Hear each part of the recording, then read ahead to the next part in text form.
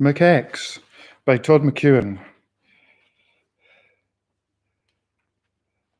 James Hogg. Little know you of the hearts I have hidden here. Part 1, The Complaint of Scotland. Christopher Smart. For I prophesy that the English will recover their horns first.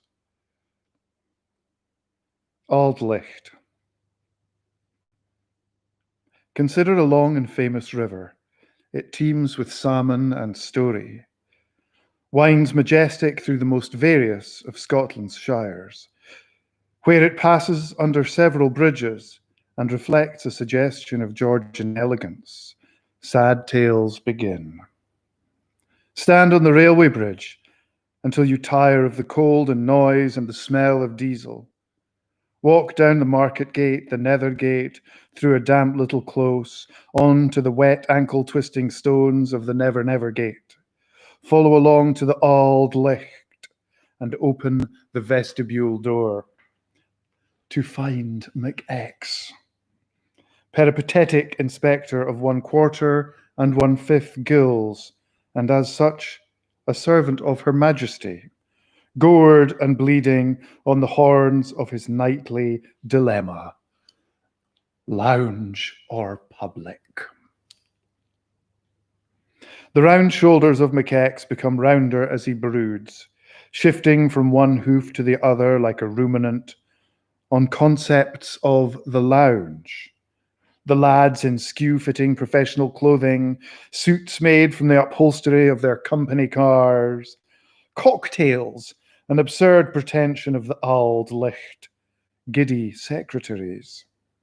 Talk of sport among the young men becomes slack-jawed, lewd.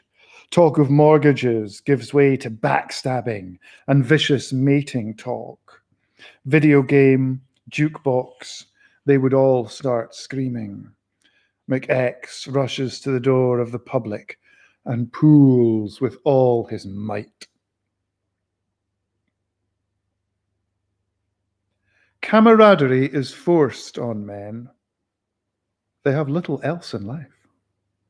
Forced especially on the desperate, the unimaginative, who must drink the same drink in the same place every day. How to be alone in the midst of fellowship. One can turn the other stool, try to indicate with the shoulder one wants privacy. One can snap like an animal, but this breeds suspicion. In the end, you're never left alone. But neither does camaraderie really exist. It is a creation of racists and war novelists. Rather, there is an erotism about men drinking together. Come, you must come with us into our happy love cloud. A public bar is the boudoir of a comic opera seductress. Bulbous atomizers, weird musks, pink flounces. You're dragged into it. Resistance will yield only remorse and confusion. Now here in the Auld Licht, grey light from blinds. Scottish literature. BBC One, watery eyes of old men turn from pipes and pints and the Daily Star to see Robert Louis Stevenson, a child actor. Candlesticks, a stair tower, phony coughing, his nightie. Embarrassed looks back and forth, unease in the corners. Pint of special. Heavy, broad youths guard the island behind the bar. Treasure Island, packed with fags, stacks of matches, crowned with rich bottles of Demerara, voluptuous tropical breasts thrusting in the fluorescent reek. The Auld Licht has something of the air of a mausoleum to which its immemorial granite exterior contributes. You might peer through the immense keyhole of the outer door and see catafalques dimly lit from clerestory windows. It is well known that the Auld Licht is neither more nor less clean and happy a place than the typical Victorian family vault. There's something wheat sheaf and classical urn about McX's needs of the place. He is one of those who covet bar paraphernalia. At home, he amasses beer mats, bar towels, ashtrays, and match holders for his soul, his McCa, to take into the next world. McX's behavior in the Auld Licht is Egyptian. Mummy-like he stands, hands close to his chest, cigarette and pint, his crook and flail. Money is needed in the afterlife. The wooden architrave above the bottles is papered with strange money.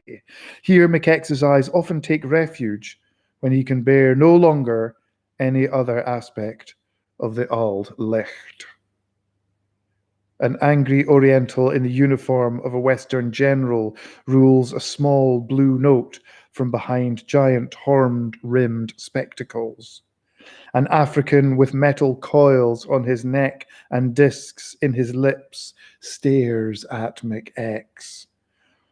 On a note to the value of Tio Cruerge, Florence Nightingale and Gandhi face each other across a field of burning hayricks. What a couple. Although she might have appreciated the diaper. All the little nations which fell over themselves to portray our lovely queen. On some of these bills, she looks frightened. On others, ferocious. On still others, she looks like a man. Creased, dark little offerings from the Scottish banks of long ago. The Linen Bank. The Distillers Bank. Finely engraved clouds scud over the Forth Rail Bridge. The governor and directors of the Boiled Beef and Carrots Bank promise to pay the bearer. Small, steel-strong American dollars. Commandos creeping through the play money jungle of the world. How many of these absurd currencies depend on them? How many economies? The American economy. What to do in a mausoleum or temple? If you are not the occupant, you perform rituals. There is a ritual way you order the life you lead at your rented half-meter of bar. In this rectangle of pleasure, your cigarettes and your lighter must be neatly arranged. Their edges parallel to the bar towel, if you are fortunate enough to have one. Your glass must be clean and cool. The cigarettes must pose out of the packet at differing lengths, as they do in commercial advertisement. See, this is your real home, here in the rectangle of pleasure. Here everything serves you, and you rejoice you can pay for it. Everything is neatly arranged, and you can light your pals' cigarettes with florid gestures you learned from American television.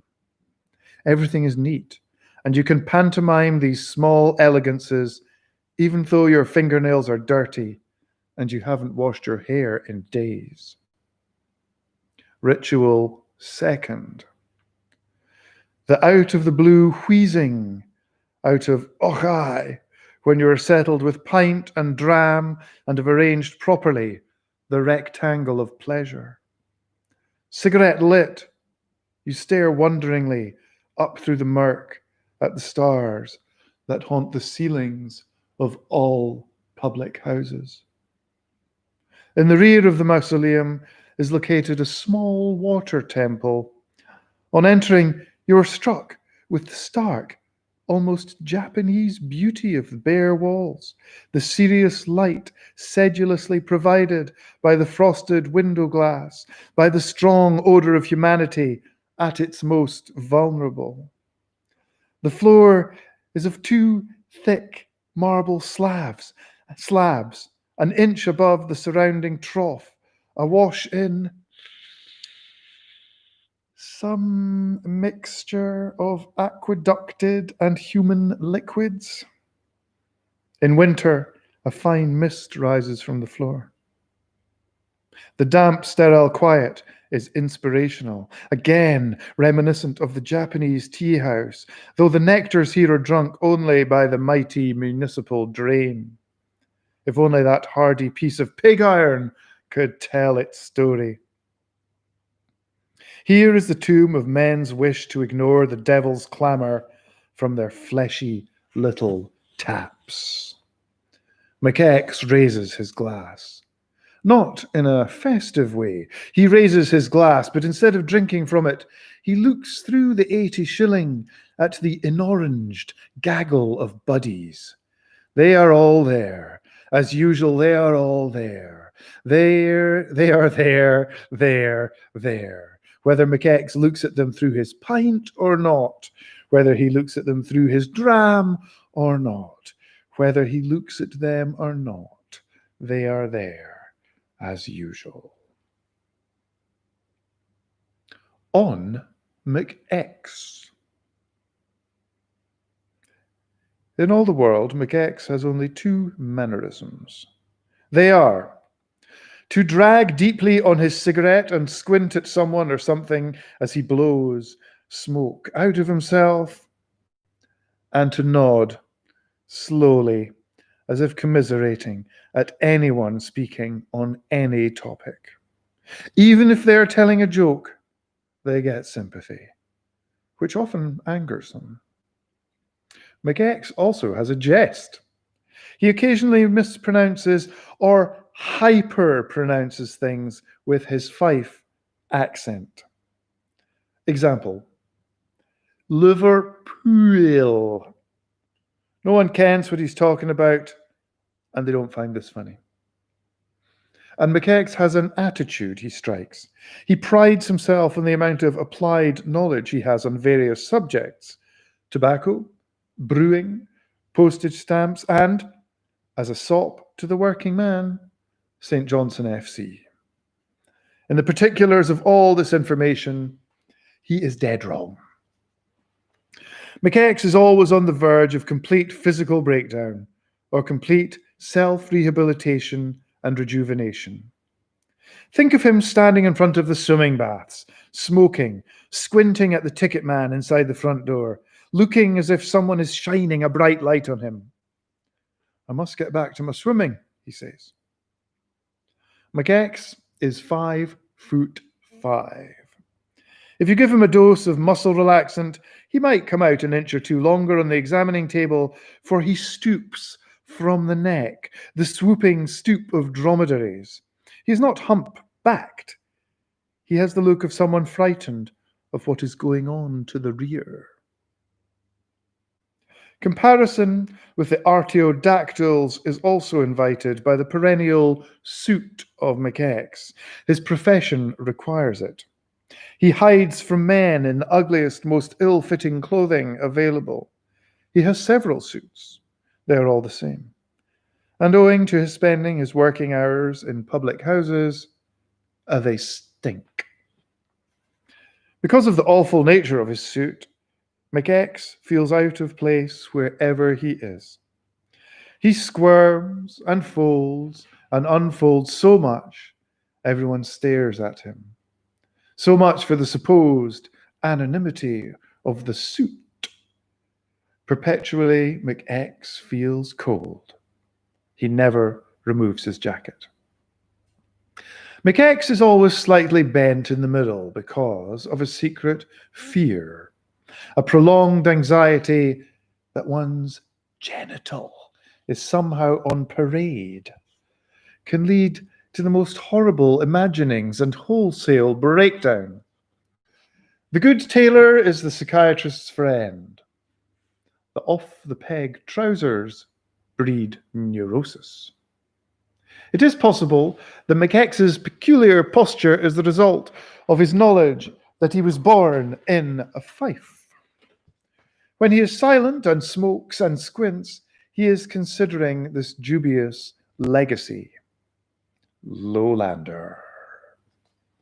There is something suffocating, something face-pushing about Fife. Despite its generous sky and loamy fields, it feels poor, passed over. Its people have turnipy noses, thick eyelids, thicker speech, the thickest skulls in Scotland. And they smoke like chimneys. The whole place is large and breezy, yet it smells like a bar bereft of an extractor fan.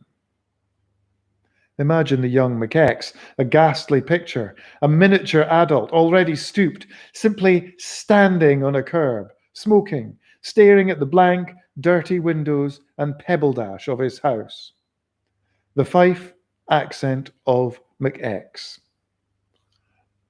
A pocket of fogs. Fife is a sentimental sewer. That is perhaps what they get for holding themselves above the rest of us.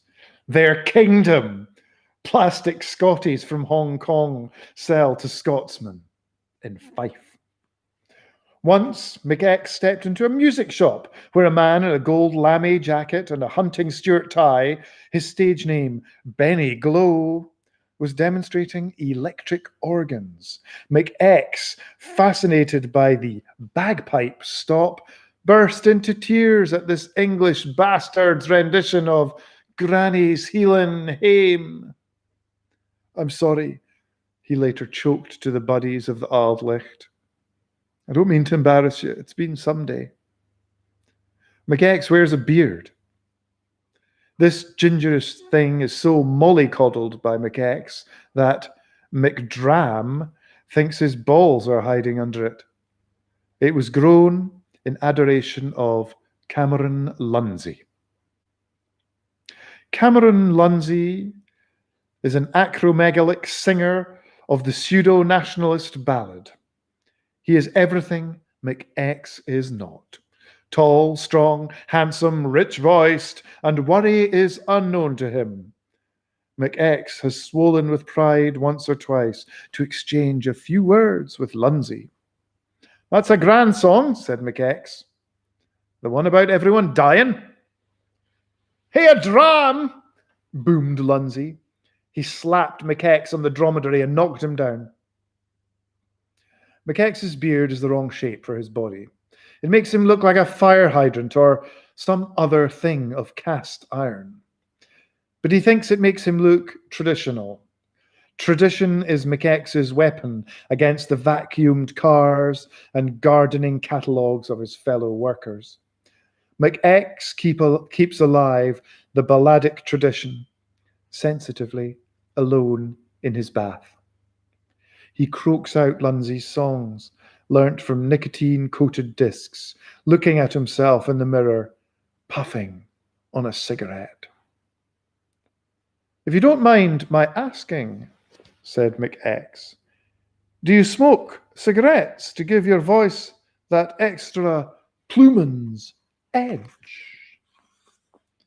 Never touch him, mate, bellowed Lunzy. Kill you like a bullet. I must get back to my pipe, said McX. McX had two friends, but they died.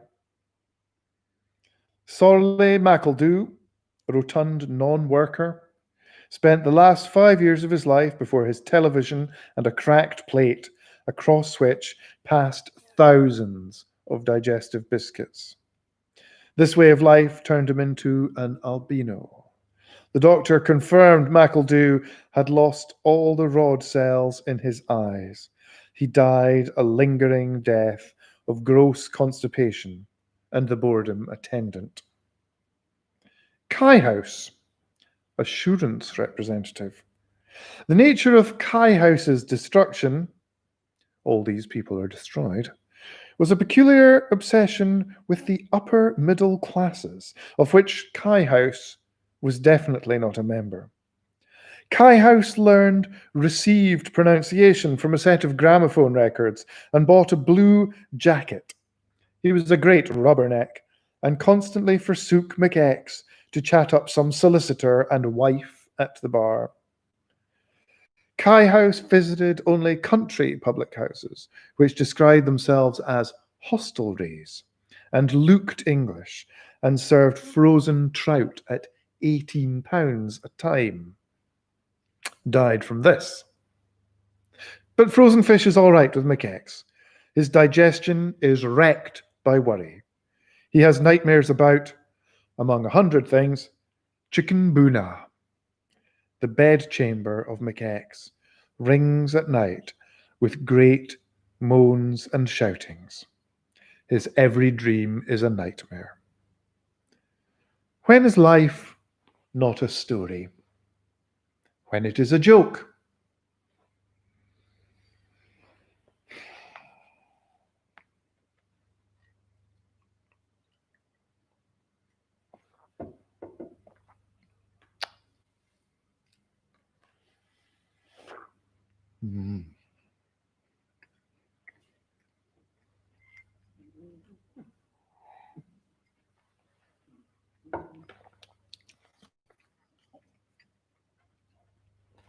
Auld Licht.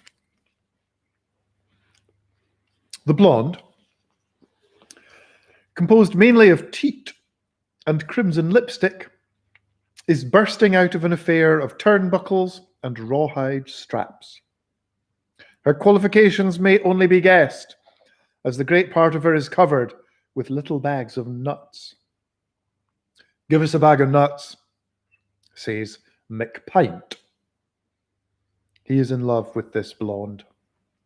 For several days he has been drinking her health, seducing, disrobing her, removing her chaste covering of nuts, savouring her.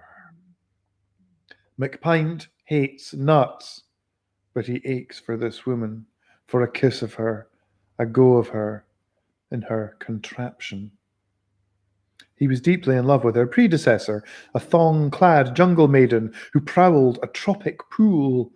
McPint had munched himself halfway through her downfall when, to his disgust, an old woman blundered into the Auld Licht and purchased many bags of nuts for a group of children who bawled outside. In an instant, all of his rider haggard beauty was revealed to McPint. He was furious. "You bloody stupid old cow! Shut your moo, you drunken horror," replied the old lady. "I've a right to buy nuts." "Oh, you've ruined it for me," said McPint. McPint suffers horribly at stool from the nuts, but now the more or less conventional charms of this Sadean beauty are coming clear. His appetite for them grows even stronger. He studies McX sidelong.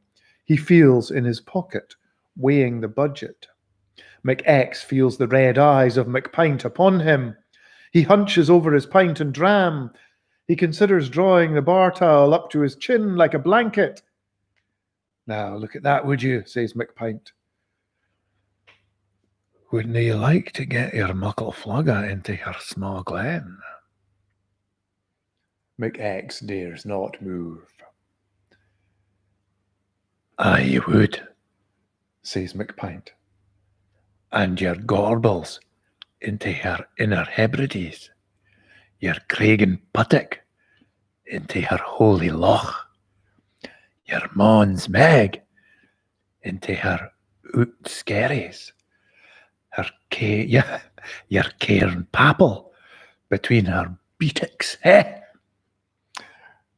McX smokes and squints. "Your Stack Lee in her Burnt Island. Have some nuts," says McPint. "No." "On me?" "No, thank you." "A bag of nuts," McPint calls out. The barman knocks, assaults the blonde. McPint wrestles with the sealed bag. He has to bite it. "We'll share them, man." He pushes the bag at McX and turns back to the love of his life, a further 9 centimeters square disrobed. Oh, now you're talking. Look at her. I wouldn't mind crossing my Boner Bridge to get a look at her Altnahari. McDram giggles chestily from the snooker table where he lies on his face. Hey, would you now? Says McPint, turning round, searching for agreement. McX does not want to move his body for fear it will further excite McPint. He remains in an attitude of willed hibernation. Knox has never spoken. McPint is the only moving thing in the Auld Licht as he turns a load of nuts and 80 shilling into a slurry in his maw. The air is cold and stale. Things smoke.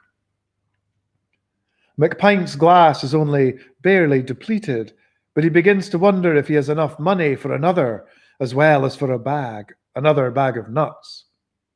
So as to reveal completely the perverse charms of Bambi. He has so named her. While McPint slithers in the Turkish bath of his desire, McX grapples with sorrow. The lumps on the outside of his jacket are not his shoulders, but the signs of inner struggle. Inside him, his soul is throwing punches, and the dents remain. Dark is the day. Knox has no need of lantern light. Silence. Outside, wind. The mists of the past.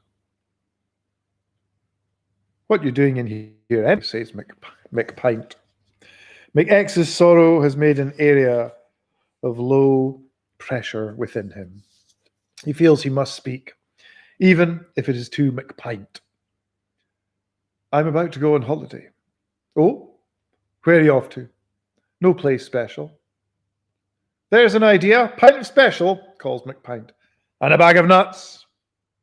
I don't want any, says McX. Nonsense, it's your halls, man. And I want to see a bit more of that.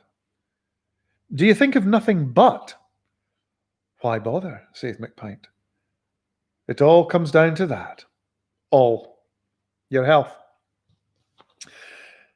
McPint insists his every glass be left empty in front of him. The score, glasses 8, McPint 0. To hell, thinks McX. He drinks. He lights up. He wheezes out. Oh, aye. McPint crunches and slurps. McX reflects that he is giving up smoking. The way to do it, limit not your cigarettes, but your matches. Aye, matches are the thing. McX is macaw, knows matches inside out. McX asks for 2 brands of matches. He takes the one brand out of the one box and puts them in the other, and the reverse. Now he pats them. McPint flushes. What you doing that for? He growls. The gander strike better on the locomotive box, says McX, and vice versa. I've no time for activities of that nature, spits McPint. He has been sitting in the Auld Licht for 3 hours and has smoked 25 cigarettes, yet he speaks thus.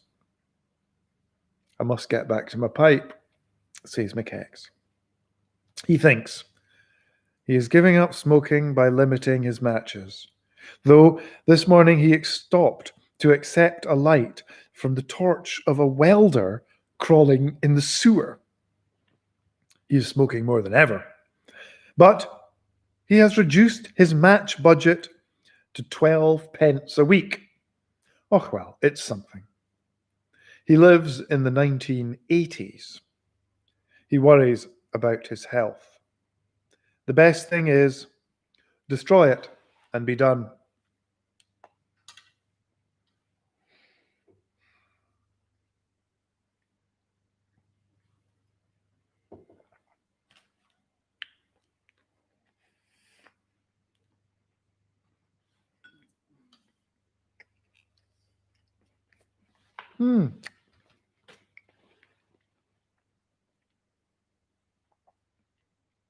Song of Mackenzie.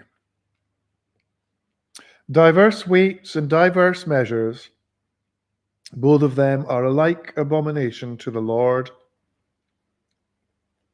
Of all the men of weight and measure celebrated in McX's department, the name Mackenzie rings loudest and most true.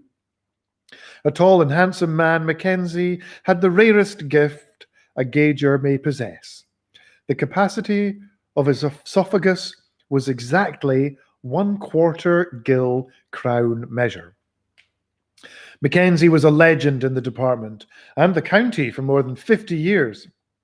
The most secretive, mean landlord in the smallest, most nameless village was not safe from the prying eyes and throat. The rugged, marching feet of Mackenzie. On a dark day, he would come storming across the moors, a lone figure, heralded by pipes of the mind. The pipes are the music of fear.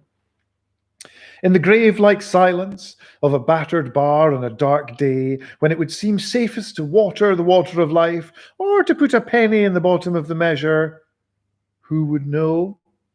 Your solitary, wrinkled, and navy-cut smoked haddock of a customer? Here would come Mackenzie, first seen as a black stick on a hill. Then the doorknob would rattle and Mackenzie would be shaking the snow or muck off his boots, making himself red in the face with blowing in his hands and with forced, hearty greetings. "Hi then, Donald, it's been a time since I've seen you." "Aye, Mr. Mackenzie, and welcome." All the landlords and barmen of our county called him Mr., and did welcome him in a sort of way. To be on Mackenzie's good side was to be in the grace of Scottish God, and it was not somehow possible to be put in the Lord's graces by the other gaugers, weedy wee men with bad-fitting spectacles and their clinical cases. Marching in from the wind and rain, with only his gnarled and rooty stick, which looked like something that had grown on his face in the night, Mackenzie would face the bar and its customers, as might the archangel Raphael. A dram. With trembling hands, the barman, thinking of all the crooked barmen of the world and all the crooked landlords, remembrance of all the sin of history running through him, would pour out a dram for Mackenzie, knowing it was too late to remove the penny if there was one.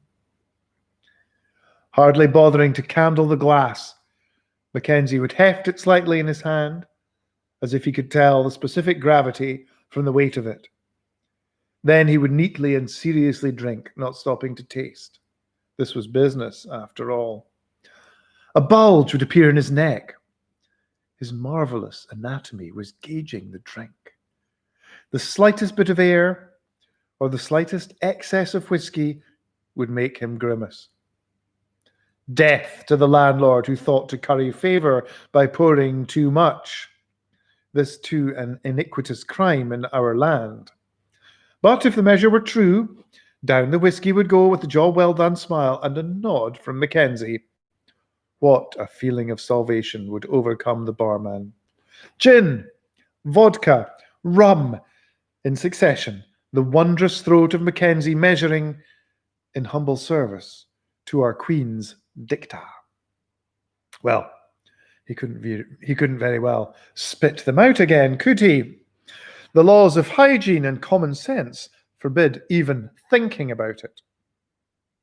In Scotland, we drink quarter gills. Quarter gills is what we like. But, along after the war, some money-grubbing English bastards came with the idea of fifth gills.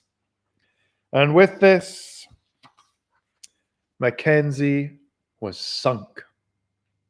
He had no way of altering the size of his esophagus, and so was condemned to carry a measure with him from then on. This demoralized but did not break him.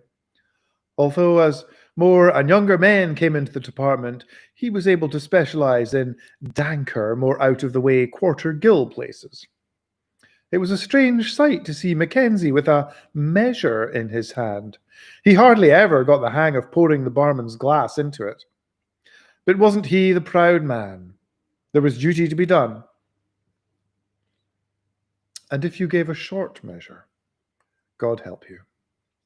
As the liquor went down into Mackenzie's stomach, he would turn on you a look so withering, so damning, that several barmen fainted on the spot in the course of his career. Many of the others became alcoholics, if they weren't already, or ended up as suicides. Mackenzie would look about him at the other drinkers, and in a deep whisper render the verdict.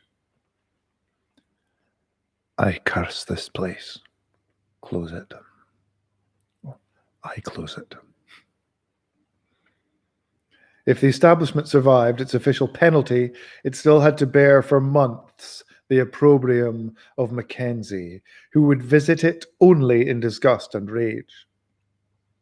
The law might have forgiven those who sought to profit immorally from the needs of their countrymen, but Mackenzie could not. Like Scotland's oil, like her rivers, her whiskey was in the hands of the insane, meted out like a favour. Oh, Mackenzie believed that all right. But if that were the system, it must be adhered to avoid the possibility of all their rights to it being taken away. The Scots are reviled by their Celtic brothers for their precision, which amounts to compulsion. The trains of Scotland run on time over painstakingly parallel tracks and excruciatingly engineered bridges. Or at least they think they do. The clock, the machine, the perfect word, even if it is a long and clumsy one, these are the Scottish materials of the world. The exact measurement of every aspect of life is necessary to the Scots, who look down on the dreamy poets of Wales with condescension, and the crazed dirt of the Irish with horror. There would be nothing more Scottish in the world than the face of Mackenzie examining a dram. To McX, measurement is but a job, and a tiresome one. To Mackenzie, it is a duty from on high.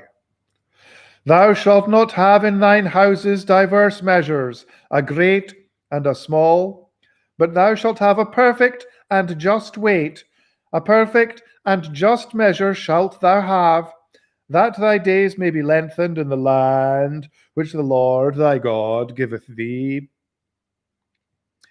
Mackenzie was senior gauger when McX joined the department and was his trainer and mentor.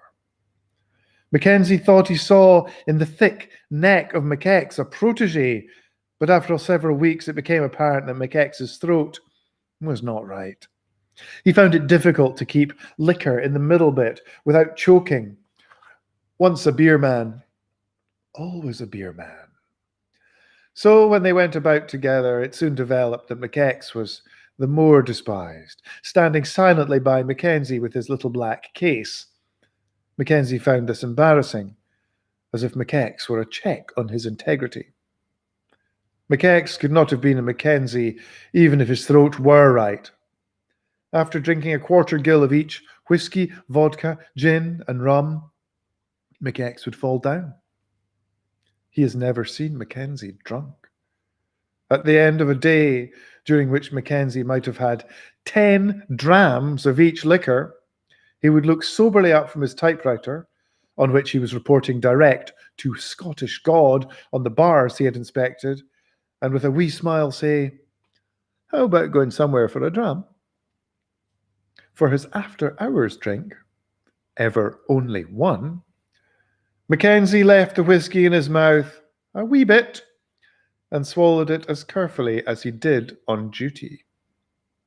Once in a while his eyes would widen slightly, and he would mention the town where he was born. Only mention it, with a sigh.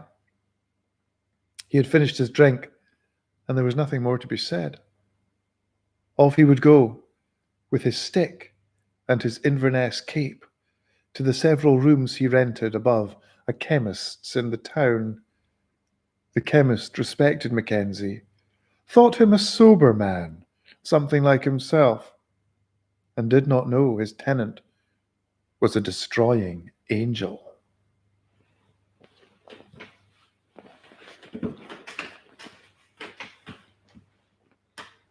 McX lives on Allotment Street.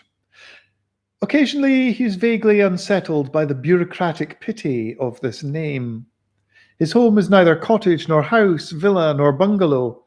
Neither is it located precisely in town nor in the countryside. It seems to be, in itself and in its location, on the periphery of everything, and so its occupant. Decorative turnips. A chill as of autumn.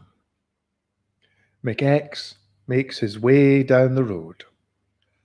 He stands in a recess of hedge, by long tradition, the bus waiting for a place of the indigenous.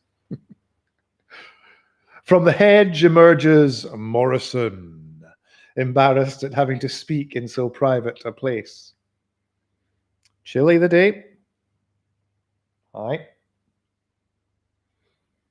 Exhaustion of the man Morrison's capacity for intercourse. General relief. Along the bottom of the hedge, a show of all the rubbish of Scotland. Crisp wrappers, beer tins, pilchard tins, torn tickets, sword, Pleiades, broken bagpipes, whiskey bottles, promises, armour, pockets of fogs, ships, covenants, discarded turrets. McX searches in his corduroy, the crummy pocket. The air cool and so still. The smoke of McX's cigarette clings around him, a grey bag. Morrison shifts from side to side. It turns out not to be wanton one. The bus looms, looking as it does in its own advertisements and handbills, rolling up, streamlining along to joy. Its outrageous front in distorted perspective. Merry destination indicator. The geometry is mad. This bus arrives from the realm of the four-color map theorem. To board this bus might mean a two-dimensional life among the stick figures of the yellow pages, a life of worthy intentions and snappy service enshrined in uniforms and earnest graphic art. Brisk wee Mannies selling you tickets.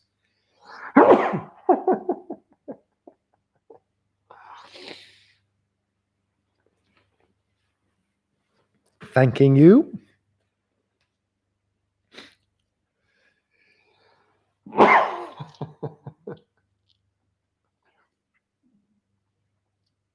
Don't worry, Cat, it's not COVID-19.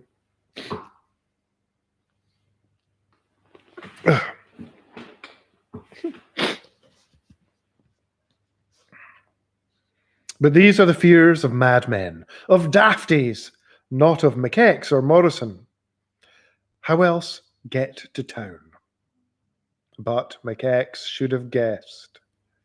Exact fare only. Wait until the bus stops. Mind your head. Stand back of white line. Safe. Reliable, courteous. Your driver, McOcalypse.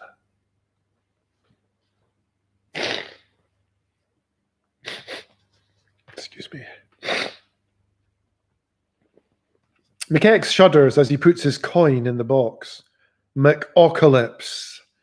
This bodes so ill for the day, the week, the month, for the rest of McX's life, if there is to be any. McOcalypse. How describe this culloden of a face? To look at McOcalypse is to lose all hope. History seems to end. Through the furrows of his eroded physiognomy has run all human struggle. Across it, the flowers of the forest have all weed awa. McApocalypse is the Cerberus of the town, constantly circling it, barking in his motor stage. His face is a long grey shovel, caked with the dirt of graves. His teeth raped tombs. His nose dead tissue, as is his hair.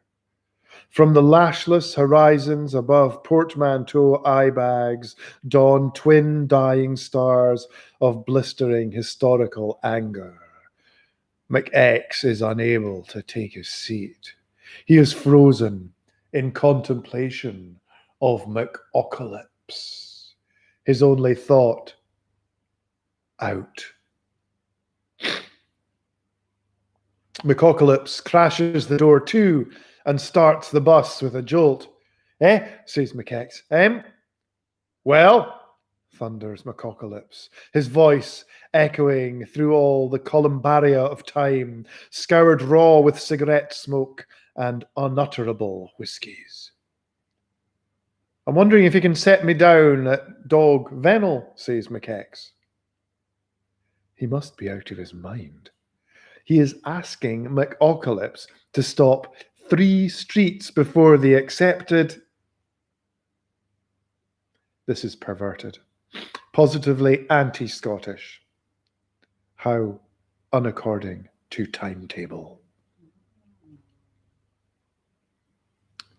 McApocalypse looks at McX as though he has just come upon Our Lady chewed by sharks. He grinds tooth and gear, lurch of bus around bend. He stares ahead into the depths of infinite punishment. He groans, shrieks volcanically.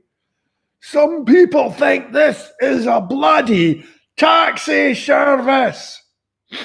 McX's kidneys feel like stone. He does not know what to do. He stands hopeless as he is shot across space and time. They pass a field. Some men are in it, trying to extract something, anything from the hard earth with the aid of a machine. Some sign the planet lives. If only McX could attract their attention, smash the glass door, bloodied handkerchief waving. McApocalypse sees McX is not going to sit down. He drives more furiously. Old Manny's in the rear, cry out as the bus careers from side to side. But although McApocalypse is the crucible of despair and the horror of existence is his, in the end, he is, in the end, a Scotsman. Although it is his satanic duty to terrify McX and all passengers, neither can he bring himself to refuse his request. McApocalypse is afraid of the bus company and the public. No Scotsman wants an argument unless it is of his own making. So, despite being taken to the threshold of his life, McX is set down at Dog Vennel.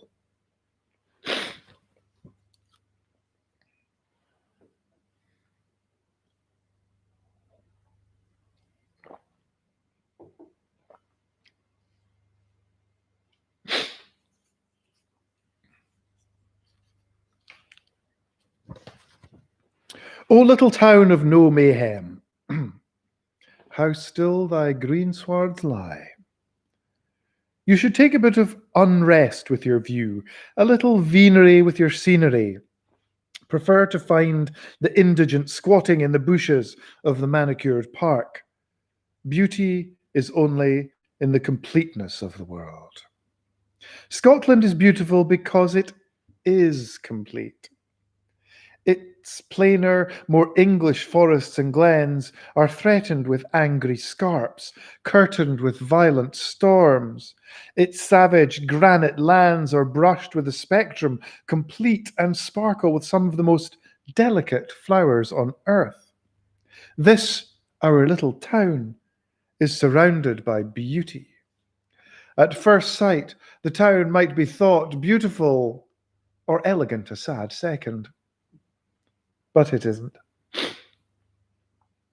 Garden walls of houses, fronting on the park, topped with iron spikes and barbed wire, but interrupted and thus made purposeless by pretty little gates.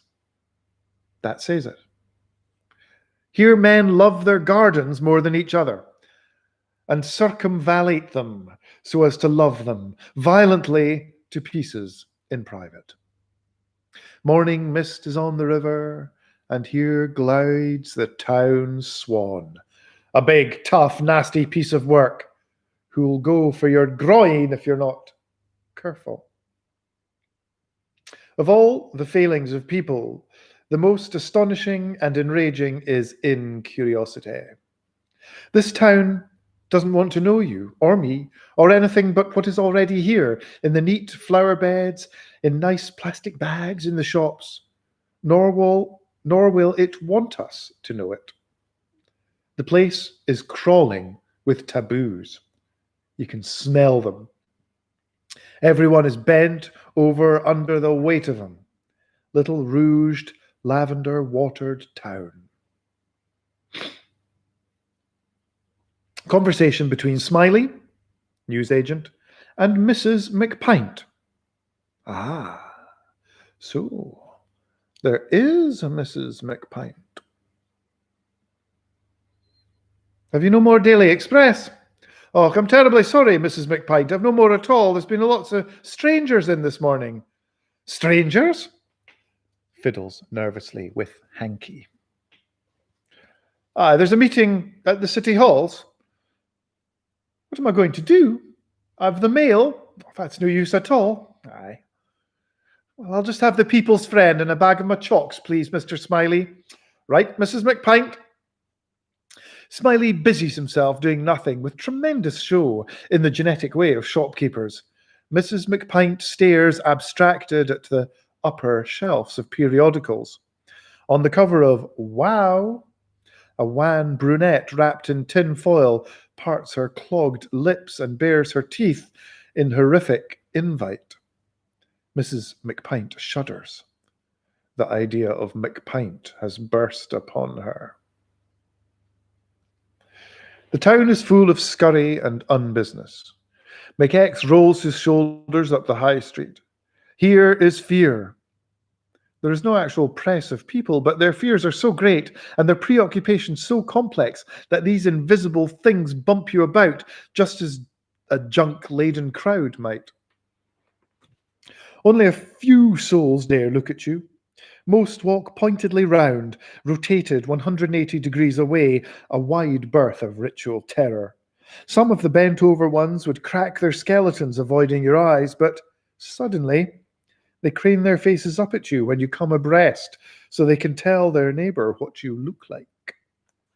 What the hell? They're bent, decayed. They can risk it. The shops are of two kinds. The cat box sort arrived, ready-made from London, ready decorated and ready stocked, complete with raucous shop girls and gaping youths, trousers, gramophone records, and the real shops. The sort where McX learned the reality of shopping, dragged around by a dislocated arm, his drunken uncle scowling, small grey shops so like their proprietors, and the populace, shops afraid of you, shops so terrified of custom, their display windows are of wintry frosted glass, cold as their souls. The town in turn as cold as its shops. Ask for something? Oh no, nothing like that. These little commercial mortuaries are our town in miniature. Messages. Rat trap, whiskey, matches. Arrival at McX at Ironmongery. Arrival of McX at Ironmongery. In the bourgeois paradise of Windowland, expensive fireplace tools. Mac Taggart is tall and monstrous. Sir, he says. His are the eyes of the uncomfortable subject of a daguerreotype. He speaks slowly through a quantity of saliva which, while never pooling on the counter, must go somewhere. Perhaps at night. Although I am genuinely backward, I keep this shop on my own bat. And I have a thorough knowledge of its stock, announces McTaggart. I want a rat trap, says McX. Glah, says McTaggart, rooting. He produces, tap, a dirty red sample board. I have several varieties, tap. I have the Robert Burns, says McTaggart, tap. I have the Mice Inn, tap. I have, says McTaggart, the Agony and Ecstasy, tap. From France, I have the Little Death, tap. And from the United States of America, I have the All Squashed Bagosh, tap, tap, tap. Which is the dearest? Glah. That would be the Mice Inn, beams McTaggart, and a grand choice. And which is the cheapest? Humph, the Robert Burns. I'll have it, says McX. Best laid plans and all that. To even think of joking with McTaggart. How many? I've only the one rat. They run in packs, you know. They die tonight.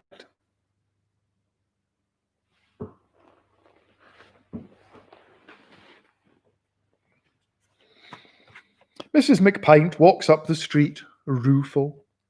Her attention is arrested by the sound of a fan blowing above a bakery. The idea, cream bun, becomes important, overwhelming. As she nears the bakery window, where colour photographs of cream buns sit fading in the sunlight, Mrs. McPint takes a deep breath, expecting to fill her nose with glory, with the aroma of the art of confectionery. Instead, she gets a full lung of coal smoke. This fan exhausts not the bakery, but the heating plant in the basement. Mrs. McPint, coughing up her gut in the middle of the street, attracts little attention. Everyone coughs, everyone smokes. They know very well. As she heaves, bent double, she is passed by a group of young people. The youth of our town, what a crew, what a sorry lot. Here they come, one after the other, limping like as not. What a collection of mumbles, lisps. You never heard such a pathetic racket. Not 1 in 10 speaks clearly, nor can 1 in 20 look you in the eye. Unwashed, sloppy, lame. But what's this? They've stopped dead in their tracks. They're staring. Something has got their attention. The cheeks of the girls burn. The boys goggle.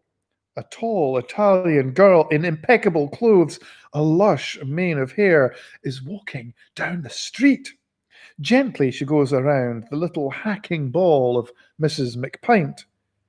Where'd she come from, eh? Our disco-ettes go mad. They stamp their little feet with agitation and smooth their dirty canvas jackets. Their mouths pucker tighter around the sourness of life. Who she thinks she is, anyway? Come on, jockey. The boys grin, get their combs out, put their hands in their pockets, say brave things to each other. Ooh la la, do you see that? Wouldn't you mind some French lessons? Trapped between the town's damp past, the cheap cruelty of their present, and the never-coming beautiful European future. Pictish youth straggle off towards some place where glue may be sniffed in comfort. Damp, damp. We're all so damp. We don't need firemen here, only smoulder men. The town is so wound up in its own past. Even the rubbish blowing in the street is covered with pictures of local monuments. Historical rubbish is the only rubbish allowed. Having recovered her breath, Mrs. McPint puts her head down, and shops on.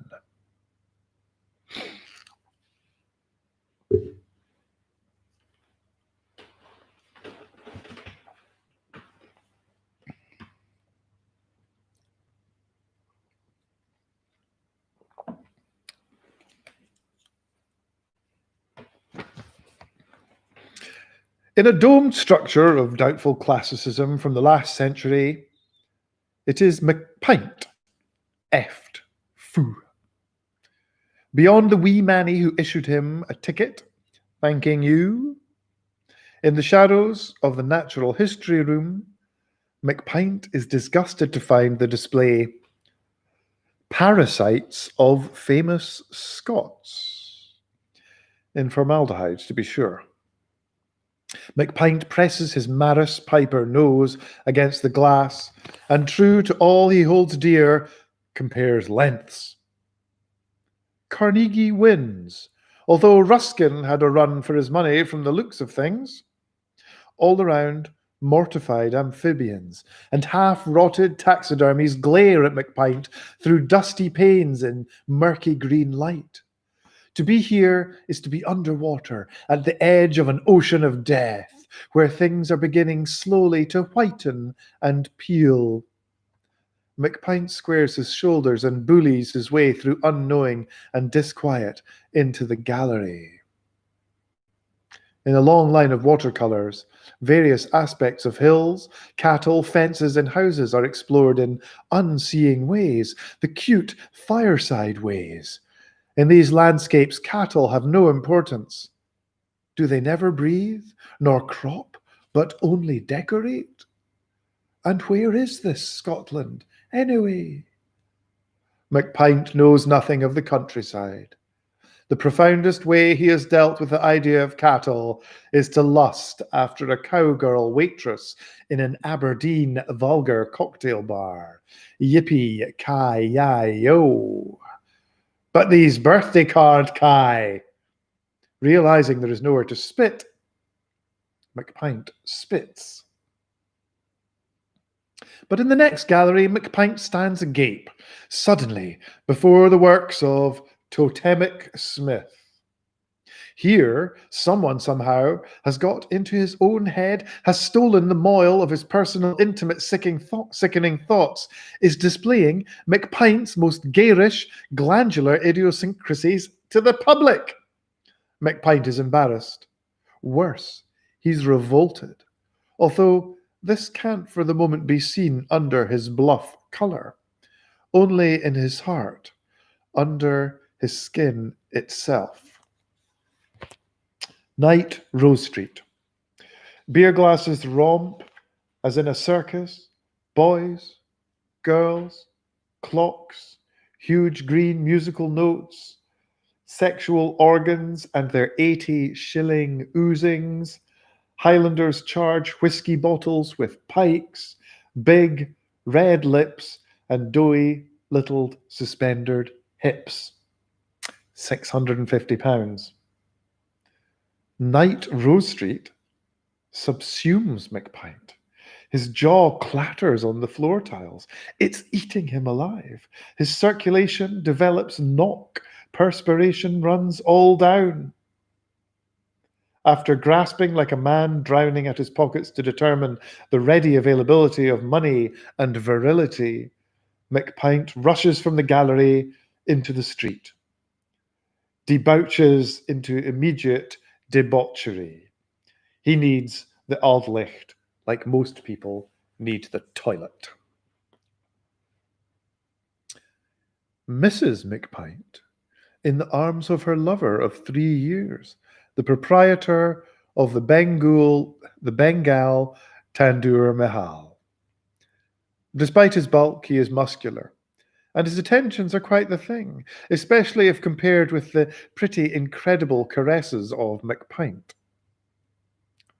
Balaji Prasad is a considerate lover. When they finish, he brings in glasses of lager and lime and a tray of anise seeds, hot towels, and cigarettes. They lie in bed and talk. Aren't you glad we became lovers, Margaret Rose? Yes, Balaja Prasad. I remember the day so well. You ordered a lampasanda to take away. I thought your skin was like almonds. In the kitchen, I held them in my hand and meditated on your body. In fact, Mrs. McPint's skin is like dead lamb in the butcher's window. Oh, go on. No, to me you are very beautiful. You have a fine spirit. I'm no very well. Oh, Balaja Prasad is dribbling lager and lime on Mrs. McPint. He wants to see if the anise seeds will adhere to her breasts. He is a playful chap, is he not? What a mess you're making! It took several weeks for Mrs. McPint to yield to the importuning of Balaja Prasad. He told her he had a discreet, very private apartment away from his family and that they should play there. Very, very hot. Finally, Mrs. McPint went with him. After McPint had come home and yet again unzipped his flies and fallen asleep in his tattered reclining chair.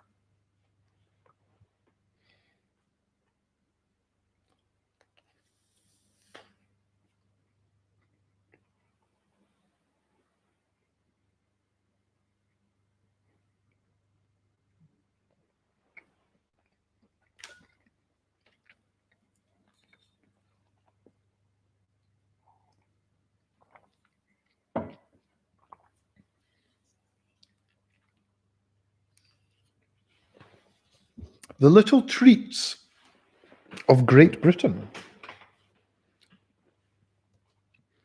McX and the Confectioners, another shop, cowering in the face of time. The jars, the bottles, the wrappers, the woman with lipstick on her chin and teeth, labels as reliable in the registration of their faded colours, though newly printed, as the faded unflavours of the sweetmeats they shroud. On these labels of old, happy Creoles On these labels of old, happy Creoles gather cane to rot the remaining tooth of Scotland. Kickapoos harvesting roots give the mind to travel during moronic mastication. Vestiges of the British East Everywhere Company still entice men and women whose only commonwealth is drink, tobacco, and sweeties. Frayed little things kept in royal wedding tea canisters. So long ago, Britain's last imperial pleasures, the transcendental satisfaction of her socio-economic stomach.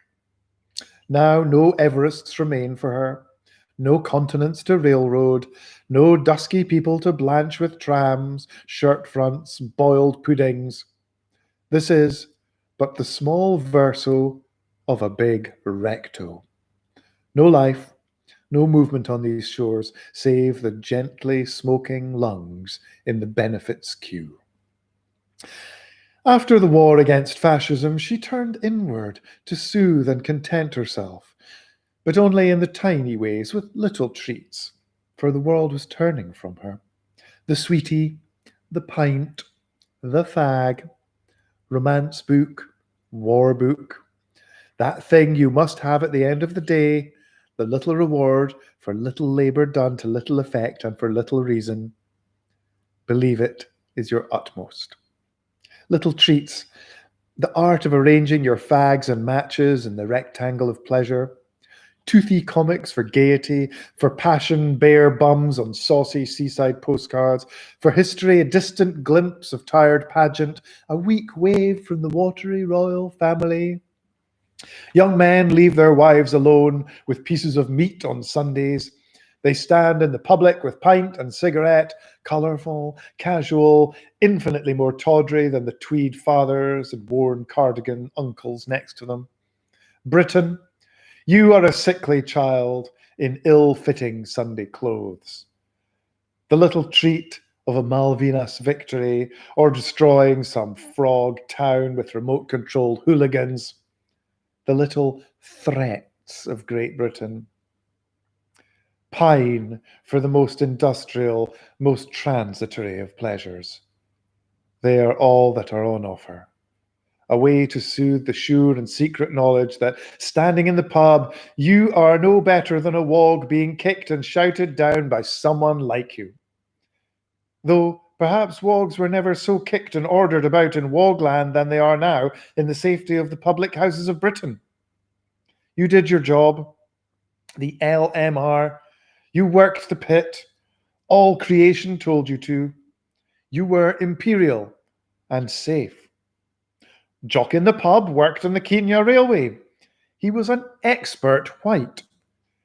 Daily in the Auld Licht, he fondly reminisces. What a bunch of... You wouldn't believe their laziness, immorality, their dirt. Oh, Jock, working for that company, living for the monthly arrival of the Scots magazine and a carton of capstans, haunting the brothels of Nairobi. What were you, eh? At night, odd moments of quiet descend on public houses. Then men would cock their heads and listen to the far-off sounds of empire. They knew it from cigarette cards and sweetie wrappers. They heard men and women cry out, sometimes in pain, sometimes in hatred, sometimes, astonishingly, in loyalty. If you had been to the pub, just a wee one, eh? Before you saddled your corporation pony, the headlights of your locomotives and omnibuses, the light of your Davy lamps flickered briefly across other shores, exotic dancers in the night. Another pint of India ale. Oh, sorry, another pint of pale India. The bus, the seam, your branch line of empire, your duty. You must function, no question. But at night, a glimpse of something unsavory between the bars of pub, life, music. For all this tradition, the wrapper unchanging, there is punishment. In bad little places, one buys bad little biscuits. In this world, like finds like. Crushed, stale biscuits are sold in crushed, stale towns. To stale, crushed McX, to whom they are as cigarettes. He chain eats them. McX comes out of the sweetie shop with his matches ration and a package of biscuits, which he unwraps and eats 1, 2, 3, 4, 5, 6, waiting for the decent one that never comes. Biscuits so like life, even the wrappers aren't on straight.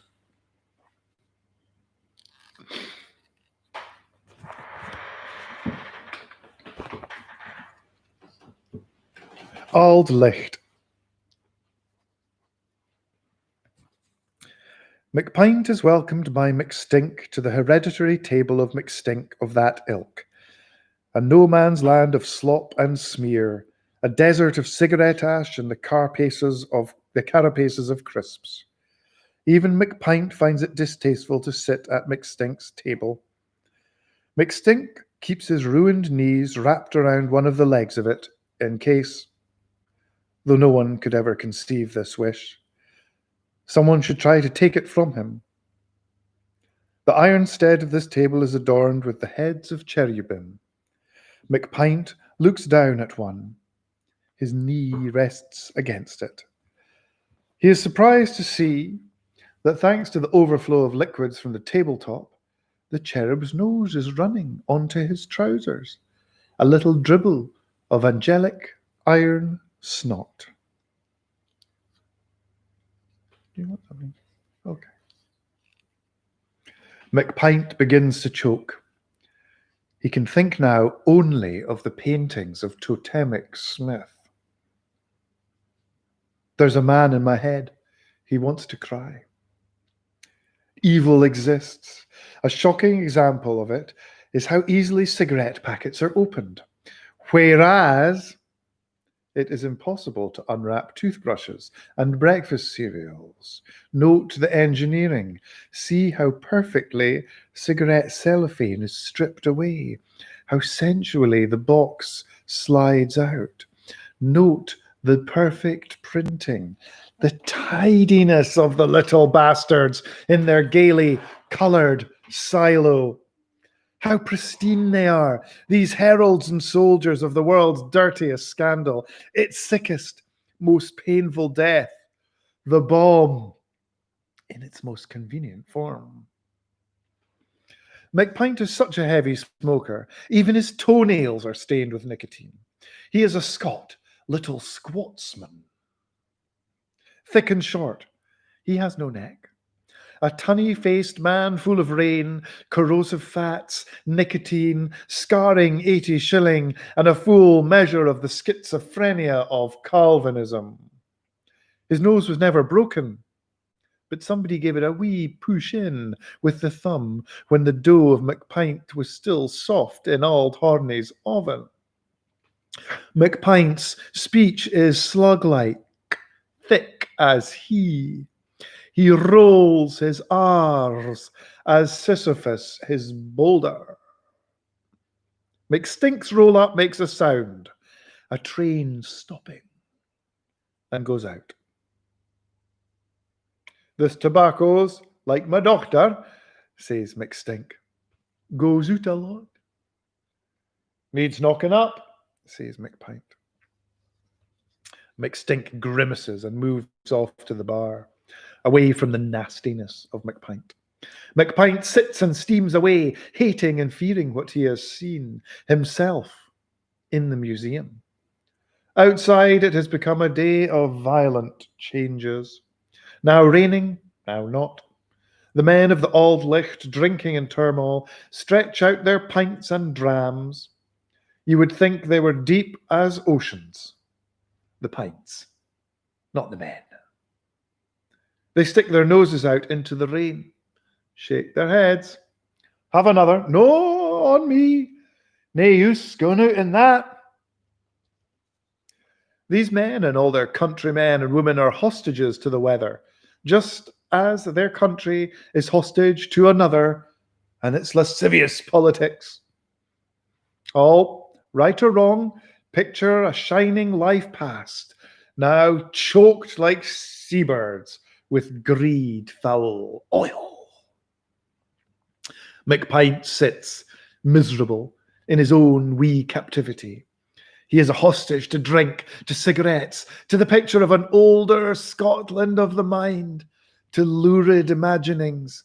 And now he is being held at knife point by Totemic Smith. There's a man in my head, snuffles McPint alone. McPint has imagined sleeping with his own daughter. He feels no guilt in this. He has lusted after so many women, real and benday, that he cannot make out any sort of difference. Oh, they're all someone's daughters. Too true. McPint lives in the disposable world, a world which does not exist, but is sold to us daily, aye, daily. The length of his life, the pound in his pocket, are to McPint as infinite as the parade of girls he crumples from magazines, and having wet them, puts them into the fireplace. The sad pornography of infinity. The same infinite sadness lets the bomb exist.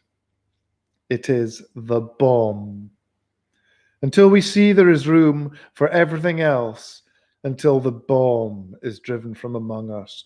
Room for murder, for war over grain or oil, room for men corrupting their daughters, for the infinity world of advertising, of cigarette death, room for jock in the pub and glue sniffers and glorifiers of the military, room for bagpipe stops and organs and bad little biscuits, and then we will have to have these things forever, as they are the bomb in its grinning six-pack, family pack, easy, open, naughty play costume. By day, McPint manufactures a wee metal disc, the unimportant part of the important part of submarines. McPint by night cuddles himself in the warm, dark nicotine pornography blanket of the bomb. It takes care of all his needs, and he can't get enough of it. Who's to blame? Here's to us. McStink returns to the ancient table of his clan with hesitation. McPint eyes McStink's mossy glass of fizzy beer with disgust. Now this, says McStink, is what I call a fine pint. It's absolutely always the same, in tin, in bottle, or coming out the font. Aye, and the same coming out your rump, says McPint. What are you trying to do? Work one up me? What the hell's the matter with you today, says McStink. McStink's theory. McPint's heavily tufted ears are ingrown. Thick blood orange strands coil around and around, piercing McPint's brain and strangulating it. Oh, to hell, says McPint. He drinks half his pint of 80 shilling, and as his hand with cigarette trembles, he shuts his eyes. The lids vibrate. He recoils inwardly from the violation of his ethos by totemic Smith. He thinks of the painting, hand with cigarette. In this painting, it is the wrist that bothers him. It is an undernourished, uncared for wrist, awkwardly decorated with a bracelet. The hand holds a cigarette over a table. On it are two English cocktails. At the very end of the arm is the slight black suggestion of a lacy sleeve. The wrist and table are lit from behind by a doorway in which a man is leaning as though not all conscious. One of his hands flops halfway out of the pocket of his trousers. McPint's eyelids quiver even more. He's been there, hasn't he? Has he admired that wan wrist? Has he leant in that smoky door? This disturbing picture brings back to him a worry, the delay he's experiencing in receiving a catalogue of glamourware for the long-suffering Mrs. McPint. Whatever task he bends to, all McPint ever sees in the eye of his mind is the long-suffering Mrs. McPint in graceless nylon fripperies. McPint is getting even more fou. Though he knows the Auld Licht, he goes wrongly at first into the ladies, mistaking the female pictogram on the door for a man wearing a kilt. McPint remembers Scotland of old. Aye, he does. McPint lurches into the water temple. He starts to rattle at the contraceptive vending machine. Oh, this is no use. You don't want one of those anyway, says Knox. I say it's a disgrace to name a prophylactic fiesta. Eh? McPint looks at Knox with contempt. It's their national festival, says Knox. How would you like it if in Mexico they sold rubbers called St. Andrew's Day or Burns Night? Well, says McPint after staring at Knox for a full minute, they don't.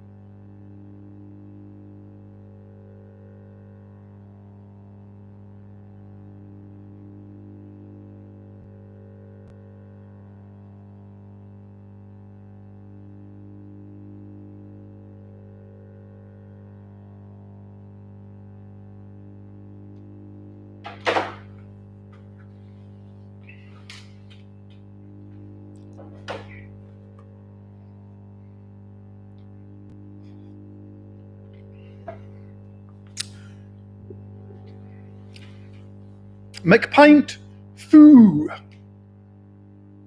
Foo. Staggers along the street in yellow vapor. His degenerating gut precedes his disordered mind, which mulls over the possibilities of sin. Arrives at the premises of Smiley, the newsagent, more particularly pornmonger, cloaked in darkness, pushes pink and wide and snorting against the glass. Adding his hands, he makes a suction cup of his face. With a leisure unavailable during opening hours, he may scan the upper shelf. Wow. Big ones. Yeah, baby.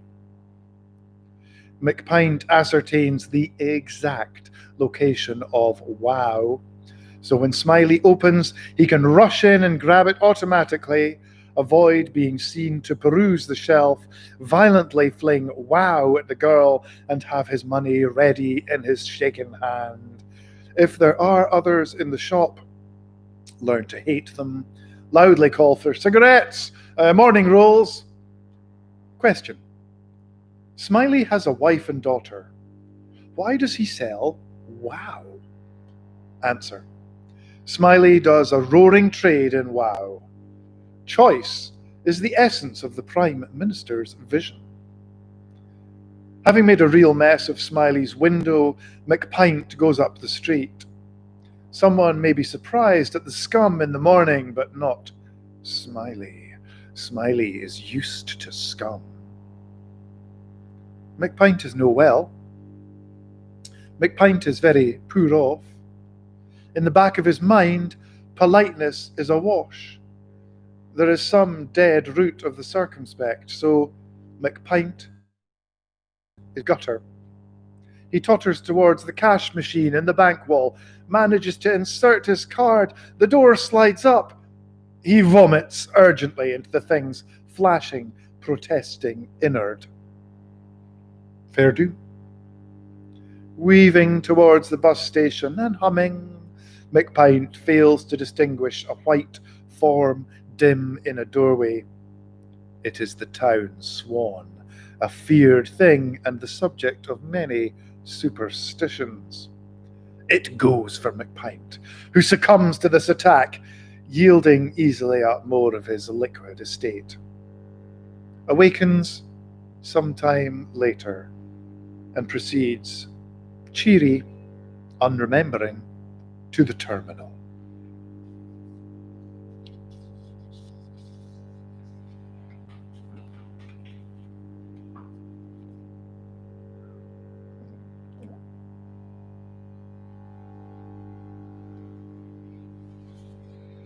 Scotland of the night.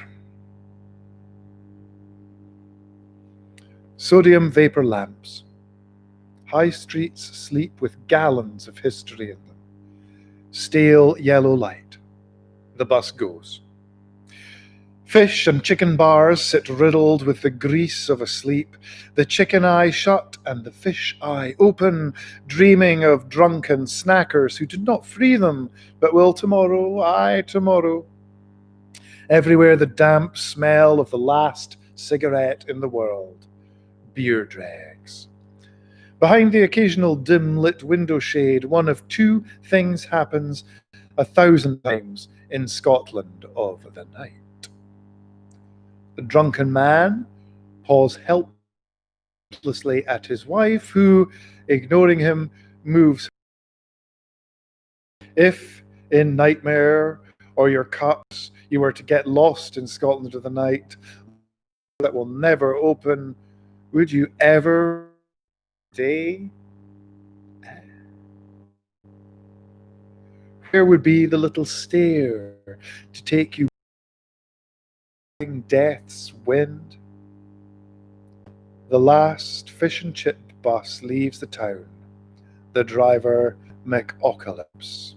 The reek of his cigarette swirls about the heads, nodding, braying heads. Radio clashes with tape and tape with smell. Man rises. Again, in counterpoint to the bus's roll, he rises. Hooray, and up he rises. The misery thick air, the occasional sign caught in the headlamps. There is nothing more put away from God, nothing with less to do with the world than Macapolypse's omnibus of night.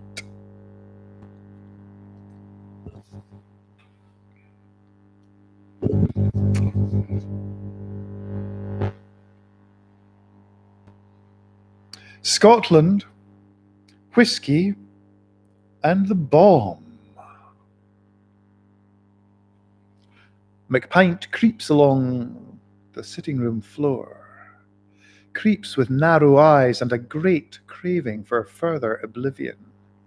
Sights in the distance the sideboard, repository of Mrs. McPint's tipples and laughed at gift liqueurs reserved for company that never comes. On his belly, McPint grapples with the little key, makes too much noise, for which thickly curses, and then curses self for cursing. McPint likes alcohol made in monasteries. Men of God don't fool about. They have good reasons to get rat-faced. But McPint yaks out, Mikyojo, African liqueur. Lustily, he rubs the protuberances of this exotic bottle, uncorks, drinks deep here in the dark of Mikojo. Before half a gill of this has gone down him, McPint hears jungle drums. Jungle drums say more drink. Aloha!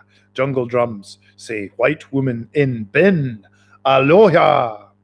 Mikojo goes down a treat. After all, its colour cannot be seen. On to several more bottles. Far from sickening McPint, these treacles heat him and bother him. They and his remembered imagination of the contents of wow. A night cutie in a cute nightie. In the bedroom, the breasts of the long-suffering Mrs. McPint rise and fall in slumber along with the rest of her. The liqueurs gone, McPint crawls into the kitchen, ransacks the bin like a dog panting, and at last finds Fiona, all sucked out early in the day, this priestess of lager. At breakfast, McPint popped her top and filled himself with her nectar. Now he pounds on the lid of her resting place, interrupts the slumber of this tenant of the bin to drag her out and have her. Fiona is McPint's favourite name for woman he wants. He places the empty tin on the edge of the sink. Fiona looks down on him. McPint, mirthlessly, quickly on the moonlit kitchen floor, deep in a confused anesthesia of desire and Mikojo.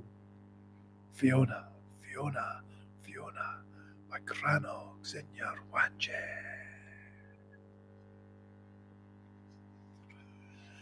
McPint approaches the marital couch with trepidation, still crawling. Now he lies beside Mrs. McPint, barely able to control the ailerons of the sum of his ingestion. He is aware and afraid of her, breathing warm, flushed. He thinks of her milkiness and her vagina. There they are, asleep. Diaphragmatic spasm, resulting in audible and olfactory cloud. I've been thinking, says Mrs. McPint, waking up. Thatcher was on the telly. What? Says McPint. She's needing bloody shot, says Mrs. McPint. McPint feels around in the bed a half-empty box of chocolates, the obituary pages of several newspapers. Mrs. McPint likes to torture herself by reading the little memorial poems. "O Granny dear, we greatly fear that sadly you are dead. You paid the price of winter ice and fell upon your head." He feels at last the leg of Mrs. McPint, or part of it. "How about a go?" asks McPint, gaseous. "You can, I wouldn't care if they dropped that bomb right now," says Mrs. McPint, suddenly so tired. The hands of McPint coming towards her, across her, make her desirous of her fondest wish, annihilation. Everyone the long-suffering Mrs. McPint knows in this our cold grey town is in agonies of some kind or other. We worship the hydrogen bomb through its totems daily, and we all pray it is going to come and rid us of worldly care. Oh, the boom, the bonny, bonny boom, boom, go the Cowden nose. McPint prepares to hoist himself atop Mrs. McPint. He wonders if he is going to be ill. Crankily, he kneads her rumpus, remembering something. "You know what I'd like?" says Mrs. McPint. "What, eh?" says McPint, surprised. "I'd really like a curry just now," says Mrs. McPint. "Isn't that funny?" McPint passes out. Mrs. McPint puts out the light and shortly sleeps, dreaming of the dark skin, the grey moustache, and the chest hairs of Balaja Prasad, and of the atomic bomb. McPint's bed soars, lost through space, beyond his budget, through the paintings of Totemic Smith.